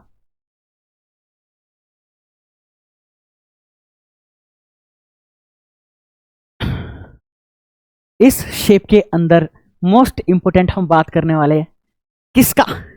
जल्दी बताओ। Alpha particle. कौन सा पार्टिकल बेटा? Alpha particle. अरे भाई सुनने का थोड़ा अजीब है। अल्फा पार्टिकल है कुछ नहीं, हीलियम का न्यूक्लियस है। हीलियम में सबको पता है 2 प्रोटॉन होता है। ठीक है, हाइड्रोजन हीलियम, है ना? 2 प्रोटॉन होता है और 2 न्यूट्रॉन होता है और 2 इलेक्ट्रॉन होता है। हीलियम में 2 प्रोटॉन 2 इलेक्ट्रॉन और 2 न्यूट्रॉन। तो 2 इलेक्ट्रॉन आपने निकाल दिया भाई। ठीक है, 2 इलेक्ट्रॉन आपने क्या किया? निकाल दिया। ठीक है, यानी जो आपका He24 था ना, उसमें 2 प्लस प्लस आ गया, 2 प्लस आ गया। मतलब this is nothing but helium का न्यूक्लियस, न्यूक्लियस ऑफ हीलियम। ठीक है, क्योंकि हीलियम के अंदर 2 प्रोटॉन 2 न्यूट्रॉन 2 इलेक्ट्रॉन, इलेक्ट्रॉन आपने हटाई दिया तो बचा ही न्यूक्लियस ना, और न्यूक्लियस के अंदर 2 प्रोटॉन होगा और 2 न्यूट्रॉन होगा। ठीक है, तो अब इसके चार्ज की बात करते हैं। Therefore charge of alpha particle बताइए क्या होगा। भैया जी इलेक्ट्रॉन गए हो, इलेक्ट्रॉन है नहीं भाई, तो 2 प्रोटॉन 2 न्यूट्रॉन है, न्यूट्रॉन चार्ज में कंट्रीब्यूट नहीं करेगा, तो 2 प्रोटॉन है ना, 2 टाइम्स चार्ज ऑफ प्रोटॉन, और चार्ज ऑफ प्रोटॉन तो ई होता है ना प्लस ई, तो प्लस 2 ई होगा। अरे समझ आया मैं क्या कहने कोशिश कर रहा हूं। ठीक है, बहुत बढ़िया। और इसका मास क्या होगा, मास ऑफ अल्फा पार्टिकल क्या होगा, मास ऑफ अल्फा पार्टिकल। भाई प्रोटॉन 2 है तो न्यूट्रॉन भी तो 2 है, तो मास में तो प्रोटॉन भी कंट्रीब्यूट करता है और न्यूट्रॉन भी, तो 4 हो गया ना, 4 टाइम्स मास ऑफ प्रोटॉन। इतना ध्यान रखना, ये कुछ बेसिक चीजें है जो आपको पता होना चाहिए। ठीक है, एक और बेसिक चीजें, एक और कुछ चीजें, कुछ बेसिक्स बता रहे हैं। ठीक है, ठीक है, बहुत बढ़िया। यूनिट्स के बारे में है ना, यूनिट्स ऑफ चार्ज के बारे में आपने देखा कि जनरली जो इलेक्ट्रॉनिक चार्ज है ना, वो बहुत स्मॉल है, 10⁻⁻19 कूलम, कभी -9 कूलम, ऐसा ऐसा आ रहा है। ठीक है, तो हमें स्मॉल यूनिट्स भी पढ़ने की जरूरत है। ठीक है, तो बेटा यहां देखो, ये होता है 1 मिली कूलम, दिस इज क्या, मिली कूलम। कूलम की स्पेलिंग गलत है, हाँ ठीक है। 1 मिली कूलम किसके इक्वल होता है, 10⁻³ कूलम। ठीक है जी, ठीक है, एक चीज आप ये ध्यान रखेंगे। दूसरा 1 माइक्रो कूलम, ये क्या है, माइक्रो कूलम। और 1 माइक्रो कूलम कितने कूलम के इक्वल होता है, 10⁻⁻6 कूलम। मिली का मतलब 10⁻3, माइक्रो का मतलब 10⁻6। ठीक है जी, अगला क्या है, नैनो कूलम बेटा, एनसी। एनसी का मतलब नैनो कूलम। ठीक है, अच्छा नैनो कूलम 10⁻9 है ना, नैनो ना से 9 ऐसा कुछ। ठीक है, ओके ग्रेट। एक और होता है पिको कूलम भी होता है। ठीक है, 1 पिको कूलम होता है 10⁻12 कूलम। एक बार चेक करना, इतना ही होता है। ठीक है, okay, this is pico coulomb. Pico coulomb spelling थोड़ा देख लेना आप लोग, जो अगर गड़बड़ हो तो। मिली यूज हो जाता है, माइक्रो यूज हो जाता है, नैनो यूज हो जाता है, और क्या यूज होगा, अच्छा एंगस्ट्रॉम कूलम, 1 एंगस्ट्रॉम कूलम भी हो सकता है भाई। ठीक है, ये तो फ्रीक्वेंटली यूज होते हैं।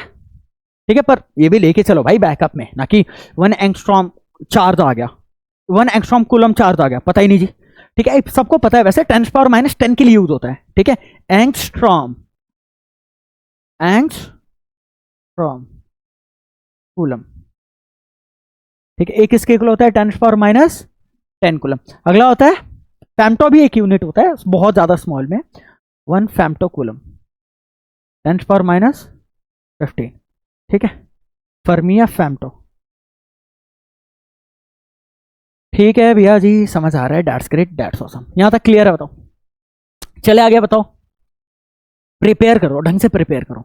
ठीक है, ओके ग्रेट। चलो बेटा अगला क्वेश्चन, एक और अच्छा क्वेश्चन है। ठीक है, 10⁻12 alpha particles nuclei of helium, हाँ हम सबको पता है, पर second fall on a neutral sphere. ठीक है, calculate time in which sphere gets charge by 2 micro coulomb. ठीक है भाई, हीलियम का न्यूक्लियस आ रहा है, मतलब पॉजिटिव चार्ज ही आ रहा है। ठीक है, ठीक है, और 1 सेकंड के अंदर कितने अल्फा पार्टिकल आ रहे हैं भाई, 10⁻12 अल्फा पार्टिकल आ रहे हैं। तो अपने साथ हर एक अल्फा पार्टिकल का चार्ज होता है ना, तो अपने साथ चार्ज, जैसे स्फीयर में अल्फा पार्टिकल आ रहा है ना, स्फीयर में कौन आ रहा है, अल्फा पार्टिकल, तो अपने साथ चार्ज लेके आएगा। ठीक है, 1 सेकंड में 10⁻12 आ रहा है भाई। ठीक है, तो कितने सेकंड बाद इस स्फीयर पे चार्ज कितना हो जाएगा, 2 माइक्रोकूलम हो जाएगा। कितने सेकंड बाद, पहली बात तो आपको ये पता होना चाहिए कि एक अल्फा पार्टिकल में कितना चार्ज होता है, कितना चार्ज होता है, 2 टाइम्स चार्ज ऑन प्रोटॉन, यानी 2e के इक्वल होता है, +2e के इक्वल होता है, राइट, +2e के इक्वल होता है अल्फा पार्टिकल में चार्ज। तो एक अल्फा पार्टिकल में 2e चार्ज होता है, तो 10⁻12 में कितना होगा वो मल्टीप्लाई कर दो। ये तो 1 सेकंड में आ रहा है, तो टी टाइम मान लो कि भाई टी टाइम लगा 2 माइक्रोकूलम बनाने में, तो टी सेकंड में कितना चार्ज आएगा, टी से मल्टीप्लाई कर दो। यानी कहने का तात्पर्य क्या है, अभी मैं आपको बताता हूं, रुको। कहने का तात्पर्य भैया जी ये है, कहने का मतलब क्या है कि चार्ज ऑन 1 अल्फा पार्टिकल वो किसके इक्वल है, +2e के इक्वल है, यानी 2 × 1.6 × 10⁻⁻19 कूलम, यानी भैया जी 3.2 × 10⁻⁻19 कूलम। साफ सिंपल बात है, ठीक है ठीक है ठीक है। देयरफॉर चार्ज पर सेकेंड ऑन स्फीयर, ठीक है, ऑन स्फीयर, 1 सेकंड में स्फीयर में कितने अल्फा पार्टिकल गिर रहे हैं, तो भाई इतने अल्फा पार्टिकल गिर रहे हैं और एक अल्फा पार्टिकल इतना चार्ज कंट्रीब्यूट कर रहा है, तो इसे मल्टीप्लाई कर दो ना भैया जी। एक अल्फा पार्टिकल का चार्ज कितना है, इतना 3.2 × 10⁻⁻19, और टोटल गिर कितने रहे हैं जल्दी बताओ, 10⁻12, तो 10⁻12 से क्या कर दो मल्टीप्लाई, दिख रहा है 10⁻12, ठीक है, बहुत बढ़िया। यानी ये हो जाएगा 3.2 × 10⁻⁻7 कूलम। 1 सेकंड में इतना चार्ज गिर रहा है और कितने सेकंड में 2 माइक्रोकूलम बना लेगा, ठीक है, okay. Therefore charge on sphere in t seconds, T second में चार्ज कितना हो जाएगा, 1 सेकंड में इतना चार्ज है, तो 2 सेकंड में कितना चार्ज होगा, 2 से मल्टीप्लाई करोगे, 3 सेकंड में कितना चार्ज होगा, 3 से मल्टीप्लाई करोगे, तो टी सेकंड में कितना चार्ज होगा, तो टी से मल्टीप्लाई कर दो यार, 3.2 × 10⁻⁻7 × t। समझ आ रहा नहीं आ रहा है, अरे कोई दिक्कत कोई परेशानी नहीं, ओके। देयरफॉर ये चार्ज किसके इक्वल होना है, इसने जल्दी बताओ, टी हमें किसके लिए निकालना है कि इतना चार्ज हो जाए, तो इसके इक्वेट कर दो। माइक्रो समझते हो, 2 माइक्रोकूलम है भाई, यानी 2 × 10⁻⁻6 कूलम। मैंने क्या बोला आपको, ये देखो माइक्रो हटाना है तो 10⁻⁻6 लगाना है, मिली हटाना है तो 10⁻⁻3 लगाना है। समझ आ नहीं आया, बहुत बढ़िया, और कुछ नहीं। तो 2 × 10⁻⁻6, भैया जी बात ऐसी है, डिवाइड कर दूंगा, ये 2 × 10⁻⁻6 3.2 × 10⁻⁻7, ये आप हटाओगे, उधर 10 लगाओगे, ये कितना आ गया 16, और ये कितना आ गया 10⁻⁻1, यानी ओवरऑल कितना हो गया 100/16, ये हो रहा है, ठीक है, बहुत बढ़िया। ये काटोगे, 4 से काट दे, 4 से 25/4, यानी 6.25 सेकेंड, 6 जगह 24, 8 5, बिल्कुल 6.25 सेकेंड। अगर इसको जल्दी से करना है इस क्वेश्चन को, तो इनिशियल वैल्यू मत पुट करना, ई की जगह ई लिखने दो, यहाँ 2e ही लिखो, समझ आ रहा है, 2e लिखो, ऐसे एंड में पुट किया करो वैल्यू, ठीक है, आया समझ अच्छे से, ग्रेट, ऑसम। अगला क्वेश्चन खत्म हो गया एक्चुअली। अच्छा एक देखो स्टार्टिंग है, पर फिर भी 2007 का मैं जेई का क्वेश्चन लेके आया हूँ, ठीक है, आसान है, बिल्कुल आसान है, और सीबीएसई में लेटेस्ट आया था 2-3 साल पहले, सेम क्वेश्चन, ठीक है। हाँ भाई देखो, मेथड ऑफ चार्जिंग, आप कैसे चार्ज कर सकते हो किसी एक बॉडी को। सो 3 मेथड है, ठीक है। तो पहला मेथड अपन पढ़ने जा रहे हैं charging by friction and rubbing, जो हम पढ़ रहे थे, है ना, रगड़ दिया बिल्कुल, जैसे कि हमने ग्लास रॉड को सिल्क क्लॉथ से रगड़ दिया था, तो ग्लास में पॉजिटिव चार्ज आ गया और सिल्क में नेगेटिव। क्यों है, क्योंकि ग्लास से इलेक्ट्रॉन ट्रांसफर हो गए सिल्क क्लॉथ में, तो ग्लास में इलेक्ट्रॉन की कमी होगी, इसलिए पॉजिटिव चार्ज, सिल्क में इलेक्ट्रॉन ज्यादा आ गए इसलिए नेगेटिव चार्ज, ठीक है। यानी 2 बॉडीज को अपन रब करते हैं तो एक बॉडी से इलेक्ट्रॉन ट्रांसफर होकर दूसरे बॉडी में जाता है, ठीक है। जो बॉडी इलेक्ट्रॉन लूज करेगा उस पे पॉजिटिव चार्ज आएगा, और जो बॉडी इलेक्ट्रॉन गेन करेगा उस पे नेगेटिव चार्ज आएगा। गॉट इट, बहुत बढ़िया, ऑलरेडी हमने पढ़ा हुआ है, ओके ग्रेट, ऑसम, ओके। अच्छा एक और चीज, कुछ चीजें आपको बताना जरूरी है, ध्यान रखना, जो चार्जिंग बाय फ्रिक्शन है वो कंजर्वेशन ऑफ चार्ज से होता है। चार्ज को आप ना तो बर्बाद कर सकते हो ना तो आप बना सकते हो, charge can neither be created NOR can be destroy, पर एक बॉडी से दूसरे बॉडी में आप ट्रांसफर कर सकते हो। ठीक है, ठीक है, हो सकता है एक बॉडी से दूसरी बॉडी में जा रहा है, पर ओवरऑल नेट चार्ज क्या रहता है, सेम। इतना ध्यान रखना। ठीक है, ओके, आगे चलते हैं। चार्जिंग बाय इंडक्शन, ये काफी इंटरेस्टिंग है, काफी इंटरेस्टिंग है। ठीक है, ठीक है। एक चीज, अच्छा मुझे एक बात बताओ, आप जो आप कंघा यूज करते हो, ये देखो आपका ये जो कंघा है,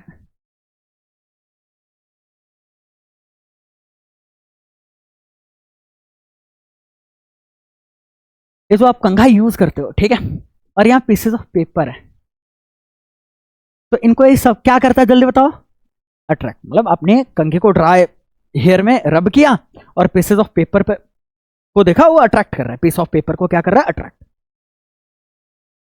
ओ माय गॉड भाई, इसको रब किया था हमने, ये ऑलरेडी रब्ड है, इसको हमने रब किया हुआ है, तो ये तो चलो चार्ज्ड है, इसका मतलब रब्ड है, मतलब ये क्या है, चार्ज। आप ये समझो, ठीक है। पर भाई पीस ऑफ पेपर को थोड़ी रगड़ा तुमने, वो तो सिंपल तोड़ के रख दिया था, ये तो अनचार्ज है।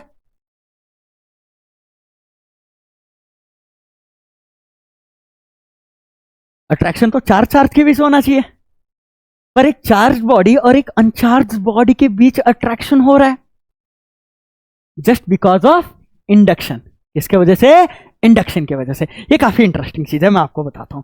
ठीक है, तो मान लो बेटा, यहां पे एक अनचार्ज स्फीयर है, एक स्फीयर है बेटा, ये क्या मेरे बच्चे, अनचार्ज, यानी जितने पॉजिटिव चार्ज, मतलब इसका मतलब ये नहीं कि इसमें चार्ज ही नहीं है, मतलब है कि इसमें जितने प्रोटॉन है उतने ही इलेक्ट्रॉन है, ओवरऑल न्यूट्रल है, नेट चार्ज 0 है। हमने इसे खड़ा किया है इंसुलेटिंग स्टैंड में, इंसुलेटिंग स्टैंड, ये हमारा मेटेलिक स्फीयर है। क्या है बेटा, मेटेलिक स्फीयर, और एक है इंसुलेटिंग स्टैंड, इंसुलेटिंग, आप ये समझो। ठीक है मेरे बच्चे, ठीक है। अब देखो भाई, अच्छा इसमें ये न्यूट्रल है, इसका मतलब क्या, ये न्यूट्रल है, तो इसका मतलब ये हुआ भैया कि इसमें जितने पॉजिटिव चार्ज है, मान लेते 3 पॉजिटिव चार्ज है, तो 3 ही क्या है, नेगेटिव चार्ज। ठीक है, तो इसके पास ना तुम एक अनचार्ज नहीं, चार्ज बॉडी है, ये अनचार्ज है ओवरऑल, तो इसके पास ना तुम एक प्यारा सा चार्ज बॉडी लाए। क्या लाए, चार्ज बॉडी। तो सपोज ये ऑलरेडी नेगेटिव चार्ज है, इसमें क्या है, negative charge. I hope red colour दिख रहा होगा, दिख रहा है, ठीक है, बहुत बढ़िया। अच्छा, ये जो चार्जेस आपस में बहुत अच्छे से मिक्स है, ये चार्जेस है बहुत अच्छे से मिक्स। अच्छा मैं डायरेक्ट ऐसे कर भी नहीं सकता ना, रुको थोड़ा अच्छे से बनाता हूं। इसमें 3 प्रोटॉन थे, 3 इलेक्ट्रॉन थे, प्लस था प्लस था प्लस था, minus minus minus, 3 proton 3 electron अच्छे से मिक्स थे। ठीक है, यानी ओवरऑल क्या था, न्यूट्रल। तमाशा अब होगा, तमाशा क्या होगा अब, ओवरऑल ये क्या था, न्यूट्रल था। ठीक है, क्या था बेटा, न्यूट्रल। ठीक है, जैसे मैं यहां पे एक नेगेटिवली चार्ज बॉडी लाया, टच नहीं करवाया मैंने, क्या नहीं करवाया, टच नहीं करवाया, जस्ट मैं इसके पास लाया हूं, ये नेगेटिवली चार्ज है, तो ये क्या करेगा, अब क्या करेगा जल्दी बताओ। नेगेटिव नेगेटिव क्या होता है, रिपेल, टच नहीं करवाया, जस्ट पास लाया हूं, तो नेगेटिव चार्जेस जो इसके अंदर है उसको रिपेल करेगा, और पॉजिटिव वाले को क्या करेगा, अट्रैक्ट करेगा। यानी अगला सिनेरियो आपका क्या होगा, अगला सिनेरियो कुछ ऐसा होगा। तो यहां पे क्या आ गया, यहां पे नेगेटिव चार्ज आया, नेगेटिव चार्ज बॉडी आया, समझ आया। ठीक है, तो फॉर एग्जाम्पल यहां लड़के लड़की है, कॉलेज के अंदर सलमान खान आ गया, सलमान खान आया, तो उससे लड़कियां काफी चिपकेंगी और लड़के कुछ जलस होकर दूर भी जा सकते हैं, समझ आया। कटरीना कैफ आई, तो अब लड़के चिपकने की कोशिश करके लड़कियां जलस होकर दूर जा सकती है, ऐसा कुछ सीन है।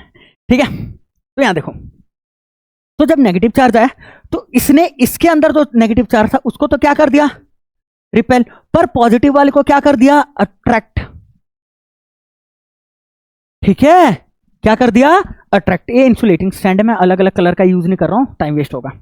जैसे मैं इस रॉड को दूर ले जाऊंगा तो ये दोनों दोबारा आपस में मिक्स होकर न्यूट्रल हो जाएंगे, यानी इसको दूर ले जाने से पहले ना मैं यहां कर दूंगा अर्थिंग। इस एक वायर लेके, कंडक्टिंग वायर लेके अर्थिंग कर दूंगा। अर्थिंग का फायदा क्या हुआ? ठीक है, अर्थ एक अच्छे कंडक्टर की तरह काम करता है। ठीक है, ठीक है, जितने भी एक्स्ट्रा इलेक्ट्रॉन यहां पे है, ठीक है, ये सारे फ्लो हो जाएंगे कहां? अर्थ में। इलेक्ट्रॉन अभी तक मैं इसको हटाया नहीं हूं और टच भी नहीं करवाया हूं। ठीक है, तो अब क्या होगा? ये फ्लो हो गया, फ्लो हो गया। तो अभी भी ये था, ये क्या था? सॉरी, ये नेगेटिव चार्ज था, ये था ये negative charge, negative negative negative. अभी कुछ ऐसा बचा। ठीक है,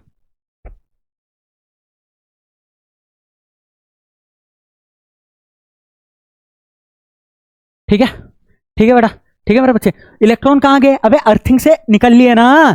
ठीक है, अब इसको हटा दो, अब आप इसको रिमूव कर दो। टच पहले भी नहीं था, बस पास में था, हटा दो। ठीक है, हट गया। तो ओवरऑल ये क्या हो गया, जल्दी बताओ?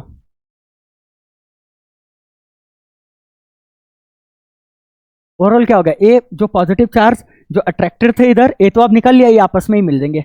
पर इनको न्यूट्रलाइज करने के लिए अब कोई नेगेटिव चार्ज नहीं बचा। ऐसे हुआ तो ओवरऑल चार्ज आ गया इसमें। ओवरऑल क्या आ गया? Positive charge. अगर मैं नेगेटिव रॉड लाया हूं तो चार्ज कैसा आया? पॉजिटिव। अगर मैं पॉजिटिव रॉड लाता तो चार्ज कैसा आता? नेगेटिव। आप ये समझो। ठीक है, और बिना टच करवाए, बिना कांटेक्ट के चार्ज आ गया इसमें, बस अर्थिंग की जरूरत पड़ी। समझ आया? इस प्रोसेस को अपन क्या कहते हैं? कंडक्शन। सॉरी, इस प्रोसेस को अपन क्या कहते हैं? इंडक्शन। अब रुको, एक और चीज, एक चीज मैं बताता हूं भैया। वो सब तो ठीक है, ये वाला सिनेरियो क्यों हो रहा था ये बताओ? ये वाला सिनेरियो क्यों हो रहा था? ये सीन यहां पे होता है अर्थिंग से पहले। अर्थिंग से अर्थिंग नहीं किया है। क्या नहीं किया है? अर्थिंग नहीं किया। ठीक है, इसे भी हटा देता हूं। भैया जी, इसके पास एक नेगेटिव रॉड आया। क्या? Negative rod. तो उसके कारण पॉजिटिव चार्जेस यहां आ गए और नेगेटिव यहां आ गया। ठीक है, पॉजिटिव चार्ज यहां आने का मतलब यह है कि इलेक्ट्रॉन रिपेल होकर दूसरे एंड में चले गए जितना दूर जा सकते थे, और डेफिशिएंसी ऑफ इलेक्ट्रॉन को पॉजिटिव चार्ज कहा जाता है। समझ आया? ठीक है, अब रुको। ठीक है, अब सबको पता है कि नेगेटिव पॉजिटिव क्या करते हैं? अट्रैक्ट। और नेगेटिव नेगेटिव क्या करते हैं? रिपेल। नेगेटिव नेगेटिव क्या करेंगे? रिपेल। और नेगेटिव पॉजिटिव क्या करेंगे? अट्रैक्ट। पर किसके बीच कम दूरी है, जल्दी बताओ? नेगेटिव पॉजिटिव के बीच कम दूरी है या नेगेटिव नेगेटिव के बीच कम दूरी है? एग्जैक्टली यानी मतलब जैसे मासेस दूर होता है तो उनके बीच फोर्स कम लगता है, और मासेस पास होता है तो फोर्स ज्यादा होता है। वैसे हम कूलम्ब्स लॉ पढ़ेंगे अगले लेक्चर में। ठीक है, तो आप पढ़ोगे कि अगर चार्जेस दूर है तो फोर्स कम लगेगा, चार्जेस पास है तो फोर्स ज्यादा लगेगा। ठीक है, इनवर्स स्क्वायर लॉ पे डिपेंड करता है। तो नेगेटिव पॉजिटिव के बीच क्या होगा? अट्रैक्शन। और इनके बीच की दूरी कम है तो अट्रैक्शन ज्यादा होगा as compare to repulsion between negative negative, क्योंकि नेगेटिव नेगेटिव चार्ज के बीच क्या है? रिपल्शन। पर वो नेगेटिव नेगेटिव दूर है और नेगेटिव पॉजिटिव पास है, तो कौन डोमिनेट करेगा? अट्रैक्शन या रिपल्शन? अट्रैक्शन डोमिनेट करेगा। दोनों होता है, but attraction is greater then repulsion, and that's why भले ये चार्ज था पर ये क्या था? अनचार्ज। यानी जब कोम था वो चार्ज था, ठीक है, और जो पीस ऑफ पेपर थे वो क्या थे? अनचार्ज। ठीक है, ठीक है, और इसलिए एक चार्ज बॉडी एक अनचार्ज बॉडी को भी अट्रैक्ट कर सकता है। ठीक है, सो क्या मैं ये कह सकता हूं कि अगर मुझे पता करना है कि दो बॉडी चार्ज है या नहीं है, यानी मुझे इलेक्ट्रिफिकेशन का जांच करना है, तो मैं अट्रैक्शन को प्रेफर करूंगा, रिपल्शन को प्रेफर करूंगा? क्या अट्रैक्शन सही चीज है बताने के लिए? नहीं, क्योंकि अट्रैक्शन जो है एक चार्ज और एक अनचार्ज के बीच भी हो सकता है। एक चार्ज्ड बॉडी और एक अनचार्ज्ड बॉडी के बीच हो सकता है क्या? Attraction, because of induction, because of induction. पर रिपल्सन कभी नहीं होगा इंडक्शन के कारण। सो देयरफॉर यहां मैं लिख देता हूं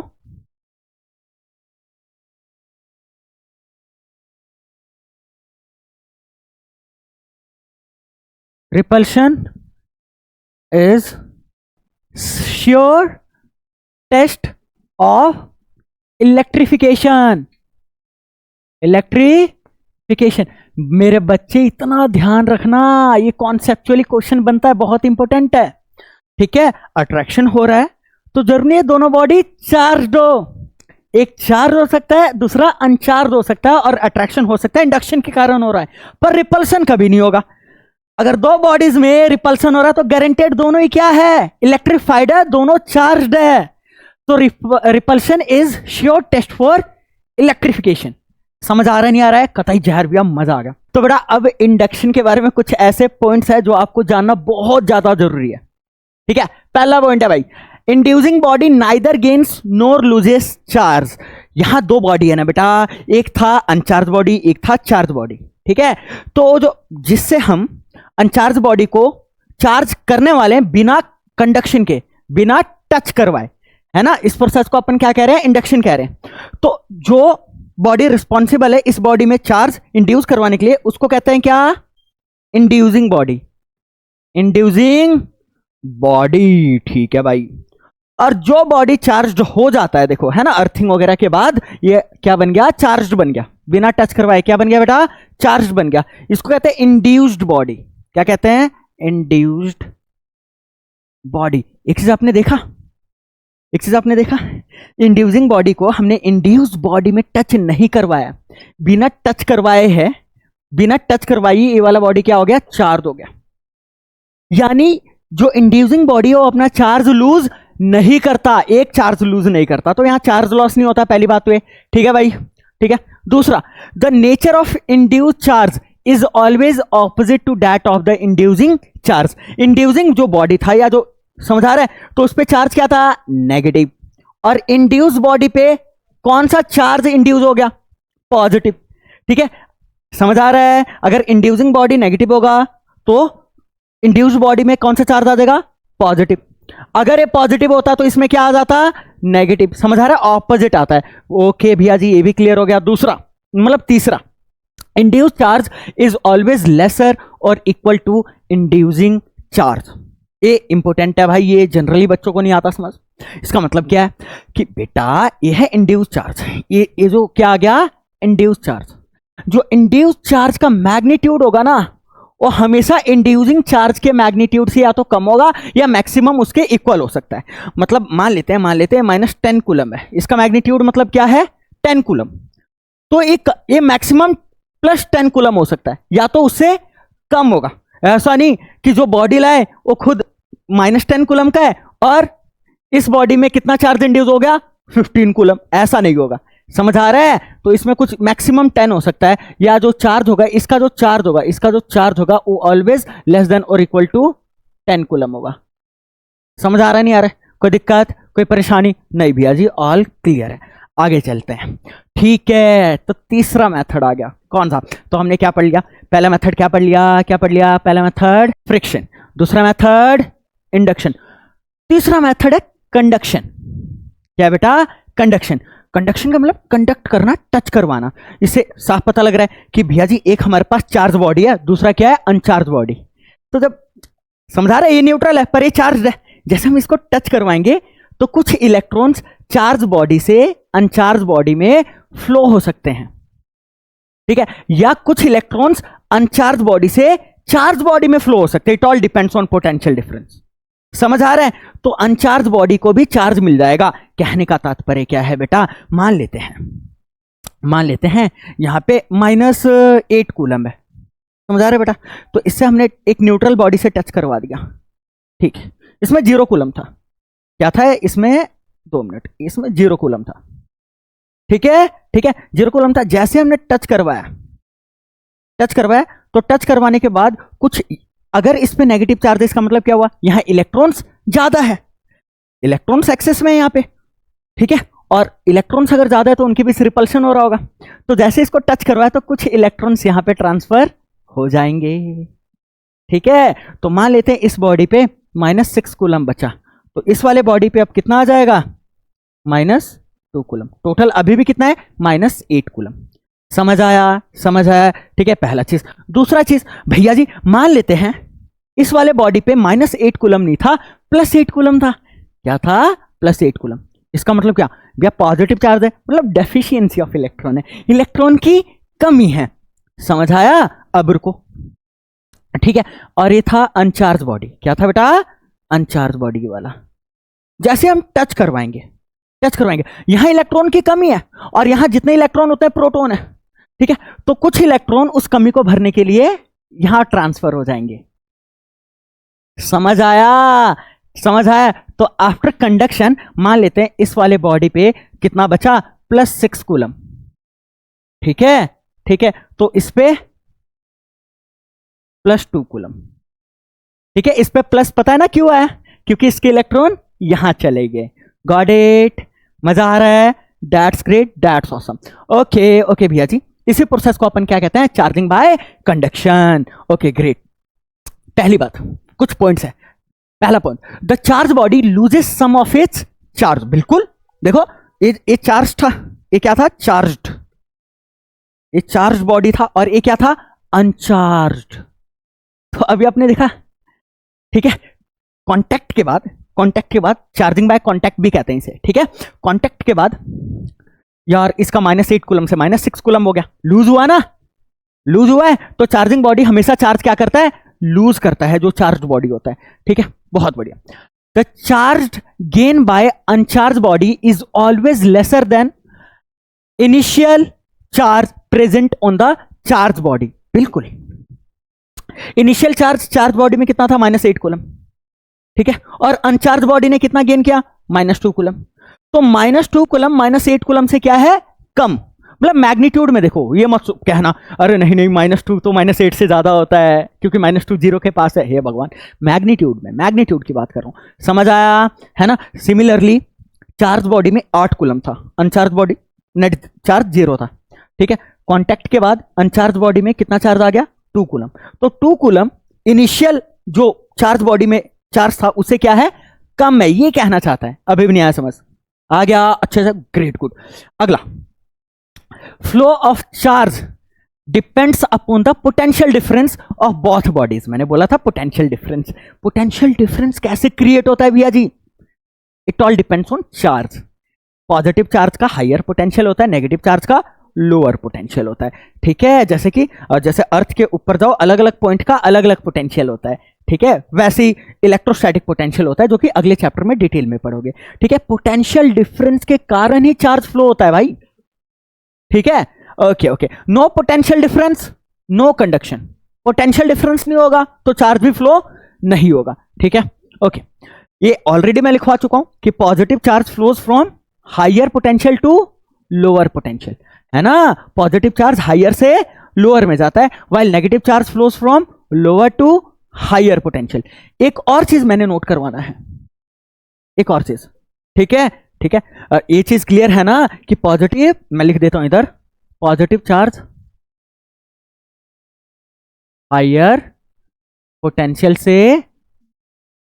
लोअर पोटेंशियल, ठीक है बेटा, ठीक है मेरे बच्चे, बहुत बढ़िया, ठीक है ना। और नेगेटिव चार्ज लोअर से हायर, दैट्स ग्रेट। एक और चीज नोट करके लिखना है मैंने, क्या लिखना है भैया जी? क्या लिखना है? बता दो बता दो बता दो। तो मैं यहां बता देता हूं आपको, ठीक है। इतना ध्यान रखना, जो चार्ज बॉडी था वो कांटेक्ट के बाद हमेशा चार्ज लूज करेगा। कितना लूज करेगा? जितना अनचार्ज बॉडी गेन करेगा। समझ आया? यानी charge lost by one body is equal to charge gain by another body. या ऐसे भी लिख सकते हो, charge lost by charge body is equal to charge gain by uncharge body, ठीक है। तो ऐसे लिख सकते हो, ठीक है। Charge lost by charge body is equal to charge gain by uncharge body. बहुत बढ़िया, दैट्स ग्रेट। समझ आ रहा है कि चार्ज बॉडी को चार्ज लूज करता है, मतलब चार्ज दे देता है अनचार्ज बॉडी को। कितना देता है? जितना ये लॉस करेगा उतना ही वो गेन करेगा। ओके ग्रेट ऑसम, आगे चलते हैं बेटा और आपके लिए कुछ क्वेश्चंस है। अब देखो अभी सस्ते सस्ते क्वेश्चन ही कर रहे हैं, ठीक है। ओके, ऐसे क्वेश्चन तो आजकल सीबीएसई में पूछ लिए जाते हैं, जेई के क्वेश्चन, ठीक है ठीक है, बहुत बढ़िया। देखो भाई पहला question, consider a neutral conducting sphere. ठीक है भाई, एक अपने पास कंडक्टिंग स्फीयर है, ठीक है, कंडक्टिंग यानी जिसमें इलेक्ट्रॉन का फ्लो हो सकता है, ठीक है। ओके ओके, तो वो न्यूट्रल है भाई। अभी a positive point charge is place outside the sphere. ठीक है भाई, एक पॉजिटिव पॉइंट चार्ज ले आए हम, ठीक है, स्फीयर के outside. The net charge on the sphere is then, पहले क्या था भाई, पहले क्या था, एक हमारे पास न्यूट्रल, क्या था बेटा, न्यूट्रल स्फीयर था, ठीक है मेरे बच्चे, कंडक्टिंग स्फीयर। न्यूट्रल मतलब जितने पॉजिटिव चार्ज है उतने नेगेटिव चार्ज है, समझ आया। तो मान लेते हैं इसमें 3 पॉजिटिव चार्ज है और 3 क्या है, नेगेटिव चार्ज। समझ आया, समझ आया। अगले केस में क्या हुआ, अब क्या होगा, अगले सिनेरियो में हमने क्या किया, ये स्फीयर जो है, बना देता हूं मैं इसको दोबारा, ये स्फीयर है, ठीक है, न्यूट्रल था, ये positive positive positive negative negative negative, ठीक है। अभी भी ये न्यूट्रल स्फीयर ही है, न्यूट्रल स्फीयर, ठीक है बेटा। पर अब हमने क्या किया, अब हम यहां ले आए एक पॉइंट चार्ज जो कि क्या है, पॉजिटिव पॉइंट चार्ज ले आए बेटा। इसके पास हम क्या लाए, पॉजिटिव पॉइंट चार्ज, ठीक है। तो जैसे जैसे पॉजिटिव पॉइंट चार्ज इसके पास आएगा, कांटेक्ट में नहीं है, जस्ट इसके पास आया, पर ये क्या करेगा, ये पॉजिटिव चार्ज अंदर जितने भी पॉजिटिव चार्ज है उनको क्या कर देगा, रिपेल, और नेगेटिव वाले से क्या होंगे, अट्रैक्ट। समझ आया, नेगेटिव वाले इससे अट्रैक्ट हो जाएंगे, नेगेटिव वाले अट्रैक्ट होके यहां आ जाएंगे पास में, नेगेटिव वाला अट्रैक्ट होके यहां आ जाएगा, नेगेटिव वाला सेम, ये वाला नेगेटिव वाला अट्रैक्ट होके यहां आ जाएगा। तो मैं इसे मिटो देता हूं अभी, है ना, यहां देखो, तो मेरे बच्चे नेगेटिव वाले अट्रैक्ट होके इधर आ गए, अरे कलर को क्या हुआ, नेगेटिव वाला अट्रैक्ट होके इधर आ गया, और पॉजिटिव वाले इससे रिपेल होके दूसरे एंड में चले गए, ठीक है ठीक है, बहुत बढ़िया। क्वेश्चन क्या है देखो, a positive point charge is placed outside the sphere. ठीक है भाई, तो ऐसा सिनेरियो हो जाएगा कि पॉजिटिव पॉइंट चार्ज जब लाएंगे तो नेगेटिव वाले इस एंड में आ जाएंगे, पॉजिटिव वाले इस एंड में आ जाएंगे, ठीक है। The net charge on the sphere is, अब कितना है इस पे नेट चार्ज, ये बता दो, क्यों नेट, अब इसमें कितना है जल्दी बताओ, अभी भी 0 ही है, अभी भी 0 ही है भाई। चार्ज तो पहले भी था पर नेट चार्ज 0 था, चार्ज अभी भी है, बस वो बॉडी छोड़ के बाहर तो नहीं गया, मैंने अर्थिंग तो नहीं कर दी। हाँ अर्थिंग करता हो अलग बात है, अलग बात है कि पॉजिटिव वाले गायब हो जाते है ना, पॉजिटिव चार्ज अर्थ में फ्लो हो जाते हैं, गलत बात है, पॉजिटिव चार्ज फ्लो ही नहीं होता है, पहली बात तो ये, इलेक्ट्रॉन फ्लो होते हैं, अर्थ से इलेक्ट्रॉन आते 3 इलेक्ट्रॉन और तीनों को क्या कर देते, न्यूट्रलाइज। मतलब एक तरीके से आप ये कह सकते हो कि पॉजिटिव चार्ज फ्लो हो गया, कहने का तरीका है पर कॉन्सेप्चुअली नहीं। गॉट इट, गॉट इट, बच्चे गलत करते हैं इसको, कोई बात नहीं, अर्थिंग थोड़ी की है, ठीक है, अर्थिंग करता है, इसको दूर ले जाता, अपने आप नेगेटिव चार्ज आ जाता। क्वेश्चन तो सिर्फ इतना ही है कि भाई पॉजिटिव चार्ज पास में लाया बस में, तो यहां बस इंडक्शन हो जाएगा, मतलब नेगेटिव उसके पास चल देंगे, पॉजिटिव उससे दूर, पर अभी भी नेट चार्ज तो क्या इस पे 0 ही है, कॉन्सेप्चुअल क्वेश्चन था, समझ आया। ओके दैट्स ग्रेट, तो आंसर क्या है जल्दी बताओ, डी 0। Awesome question. अगला क्वेश्चन, ठीक है बेटा, अगला क्वेश्चन, हाँ भाई, if an object made of substance A rubs an object made of substance B. ठीक है भाई, ठीक है ठीक है, तो एक ऑब्जेक्ट है जो ए सब्सटेंस से बना है, और दूसरे में अपन रब करते हैं जो कि बी सब्सटेंस से बना है, दोनों का क्या हुआ, रबिंग हुआ, क्या हुआ बेटा, रबिंग, ठीक है। Okay, then A becomes positively charge and B becomes negatively charge. After rubbing क्या हुआ, जो ए है वो क्या कैसे चार्ज हो गया, पॉजिटिव चार्ज हो गया, और बी नेगेटिव चार्ज हो गया रबिंग के बाद। गॉट इट, गॉट इट, बहुत बढ़िया, इलेक्ट्रॉन्स का ट्रांसफर हो गया होगा भाई, समझ आ रहा है नहीं आ रहा है, ओके ओके ओके, इलेक्ट्रॉन्स का ट्रांसफर हुआ है। ए अगर पॉजिटिव चार्ज है, बी नेगेटिव चार्ज हुआ है, तो इसका मतलब क्या, इलेक्ट्रॉन्स ए से बी में गया, बी से ए में, जल्दी बताओ, ए से बी में इलेक्ट्रॉन्स गए हैं, और भैया कैसे डिसाइड होता है कि इलेक्ट्रॉन ए से बी में जाएगा या बी से ए में जाएगा? ये वर्क फंक्शन पे डिपेंड करता है। जिसके साथ इलेक्ट्रॉन्स जिसके सरफेस पे लूजली बाउंड है, समझते हो, मतलब अच्छे से नहीं बंधा हुआ है, तो वहां से इलेक्ट्रॉन हट जाएगा। इसका मतलब बी में इलेक्ट्रॉन्स ए के मुकाबले अच्छे से बाउंड थे, इसका वर्क फंक्शन ज्यादा था। वर्क फंक्शन केमिस्ट्री में पढ़ा है वर्क फंक्शन, ठीक है। वर्क फंक्शन यानी कितना एनर्जी चाहिए इलेक्ट्रॉन को निकालने के लिए, ठीक है। तो ये तो बहुत आसानी से यहां से इलेक्ट्रॉन निकल गया, तो इसका वर्क फंक्शन कम है और इसका वर्क फंक्शन ज्यादा है। तो सभी अलग अलग मटेरियल का वर्क फंक्शन अलग अलग होता है, समझ आया? तो जिसका वर्क फंक्शन ज्यादा है तो उससे इलेक्ट्रॉन आसानी से नहीं निकलेंगे, और जिसका वर्क फंक्शन कम है उससे इलेक्ट्रॉन आसानी से निकलेंगे। आप ये समझो, समझ आ रहा है? ओके, दैट्स ग्रेट, ऑसम भैया जी, ठीक है। इसका मतलब क्या हुआ कि ए के साथ ए का वर्क फंक्शन कम था। ए का वर्क फंक्शन क्या था? कम था। इलेक्ट्रॉन लूजली बाउंड थे। जब ए और बी की रगड़ाई हुई तो ए ने बड़े आसानी से बी को अपना इलेक्ट्रॉन दे दिया, तो ए पे पॉजिटिव चार्ज आ गया, बी पे नेगेटिव। क्लियर है भाई? क्लियर है कॉन्सेप्ट? बहुत बढ़िया। आगे क्या बोल रहे हैं? If how ever an object made of substance A is rubbed against an object made of substance C, मतलब अब A को किसके साथ रबिंग हो रही है भाई? किसके साथ रबिंग हो रही है? मान लो ये C है, तो C के साथ रबिंग हो रही है, ठीक है। क्या हो रही है? यहां भी रबिंग। अब देखते हैं क्या हो रहा है, ठीक है। Then A becomes negatively charged. Oh my God, after rubbing A कैसा चार्ज आ जाता है? नेगेटिव। तो कॉमन सेंस से C पे कैसा आ गया होगा? पॉजिटिव, ठीक है। बहुत बढ़िया। What will happen if an object made of substance B is rubbed against an object made of substance C? यानी B और C को रब करे तब क्या होगा? A और B का इन्होंने बता दिया, A और C का बता दिया। अब बोल रहे हैं B और C रब करेंगे तो क्या होगा? तो पहली बात तो बेटा तू ये देख, जब हमने ए और सी को रब किया तो ए पे नेगेटिव चार्ज आया, सी पे पॉजिटिव। इसका मतलब क्या हुआ?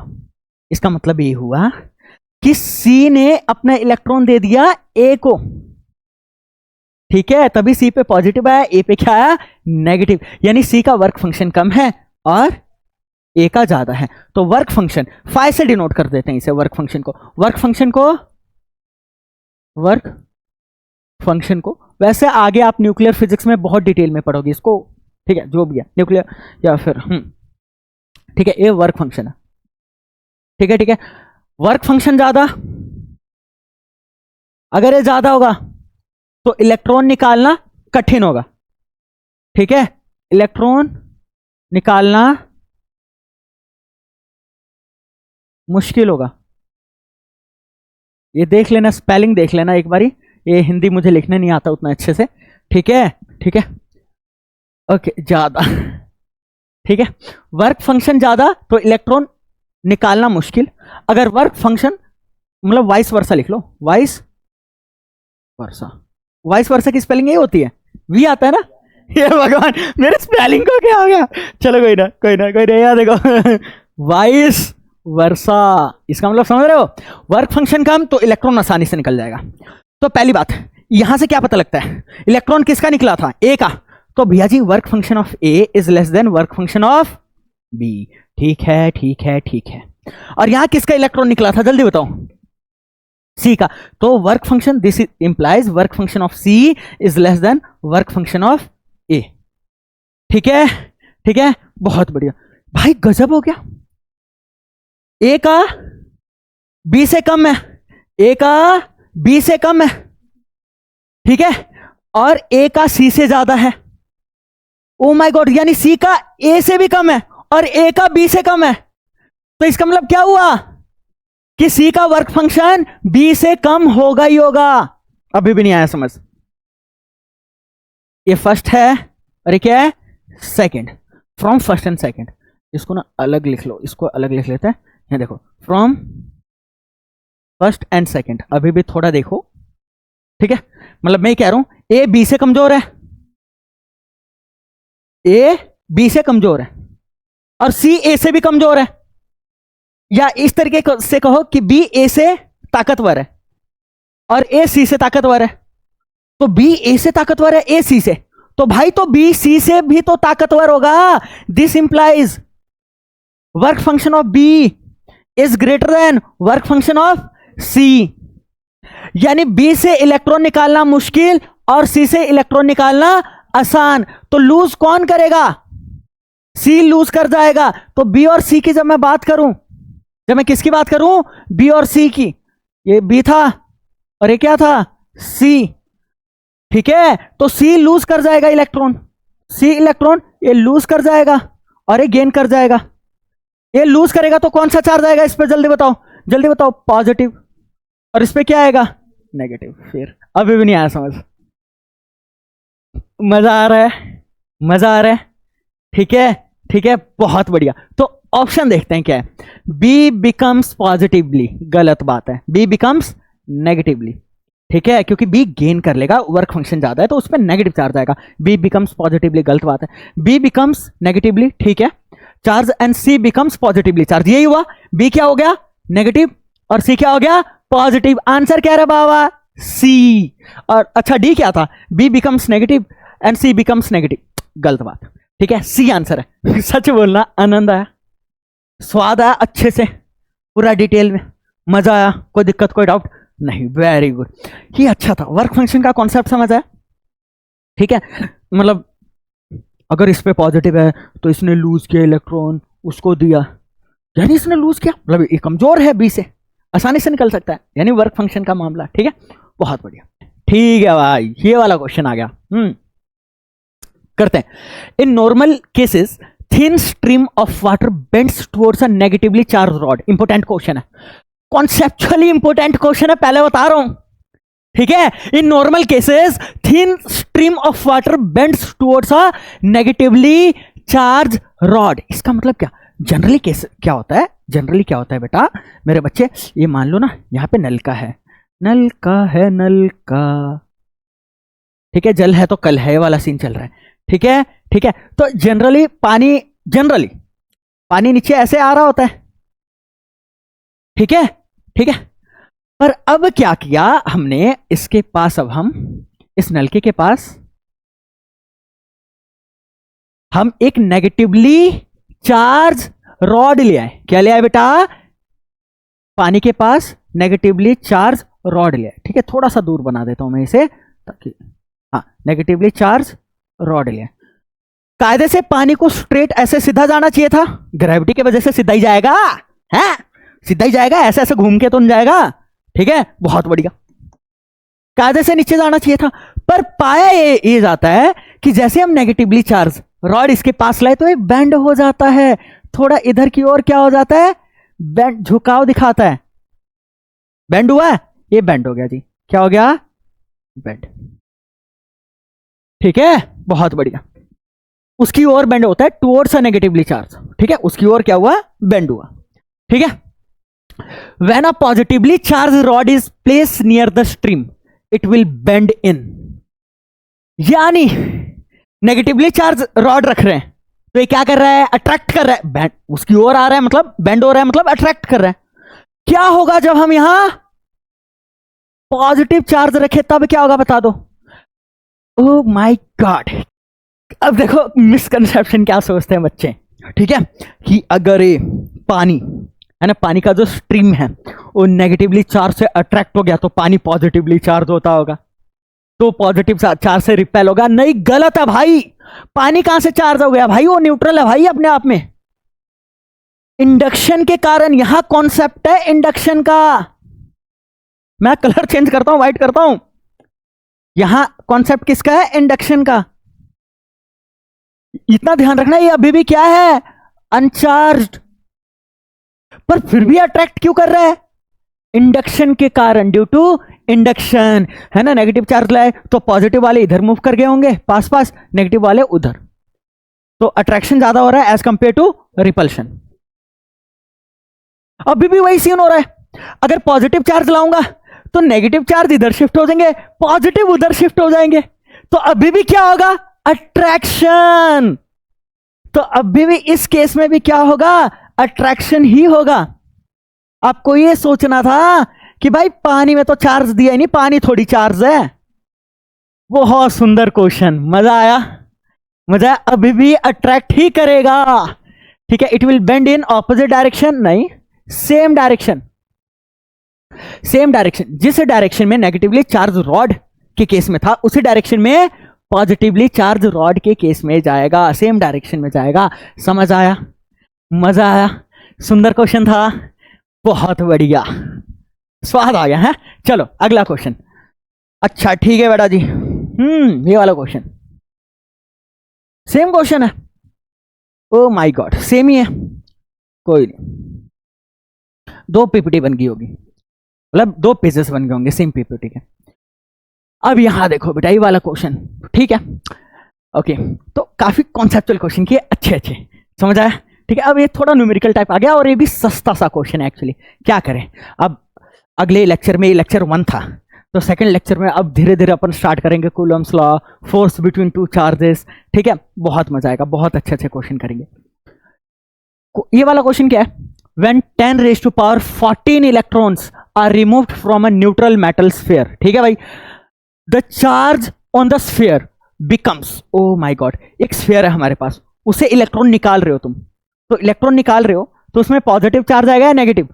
पॉजिटिव चार्ज आएगा, क्योंकि इलेक्ट्रॉन निकल रहा है तो डेफिशिएंसी है इलेक्ट्रॉन की, पॉजिटिव चार्ज, तो नेगेटिव वाले आंसर तो वैसे ही कैंसिल आउट हो गए, एलिमिनेट हो गए। इतना ध्यान रखना, 2 ही ऑप्शन बचा है जी, 16 माइक्रोकूलम या 32 माइक्रोकूलम, समझ आया। और भैया जी, और भैया जी, अगर एक इलेक्ट्रॉन निकलता है तो 1.6 इंटू 10⁻⁻19 कूलम चार्ज आता है एक इलेक्ट्रॉन से, ठीक है। 1 इलेक्ट्रॉन निकलने के बाद, रिमूव के बाद, इतना चार्ज आएगा स्फीयर में, तो टोटल इतने इलेक्ट्रॉन निकाले हैं तो कितना चार्ज आएगा? अबे मल्टीप्लाई कर दो, क्या कर दो, multiply, therefore total charge on the sphere, ठीक है बेटा, समझ आ रहा है कि एक इलेक्ट्रॉन निकालूंगा तो इतना पॉजिटिव चार्ज आएगा, तो 10⁻14 इलेक्ट्रॉन निकाल रहे हो, हे भगवान सबसे घटिया क्वेश्चन, तो 10⁻14 से मल्टीप्लाई कर दो, 1.6 into 10⁻⁻19, awesome awesome, 1.6 into 10⁻19 plus 14 कितना हो जाएगा? -6, अरे ना ना -5 होगा, -5 होगा, समझ आया। अच्छा एक काम करते हैं, इसका भी पॉइंट हटा के 10 लगा देते हैं, क्या कर देगा, पावर 1 है, ऊपर जाके -1, तो 10⁻⁻6, ओके ओके, कूलम, क्योंकि कूलम ही हमने पुट किया था, ठीक है, ऐसा यूनिट में पुट किया था। अब मुझे एक बात बताओ, माइक्रो हटा के आप 10⁻⁻6 लगा देते हो, तो 10⁻⁻6 हटा के माइक्रो लगा सकते हो, ठीक है, ठीक है, बहुत बढ़िया, यानी 16 10⁻⁻6 की जगह माइक्रो कूलम। आंसर क्या है जल्दी बताओ? ए, ऑप्शन ए, ठीक है, दैट्स ऑसम, ओके, बहुत बढ़िया, ऐसे पढ़ते रहो अच्छे से। लेक्चर 2 में और मजा आने वाला है, ठीक है, आई होप कॉन्सेप्चुअली क्लियरिटी आ रहा है, ठीक है, दैट्स ग्रेट, ऑसम। मिलता भाई लेक्चर 2 में।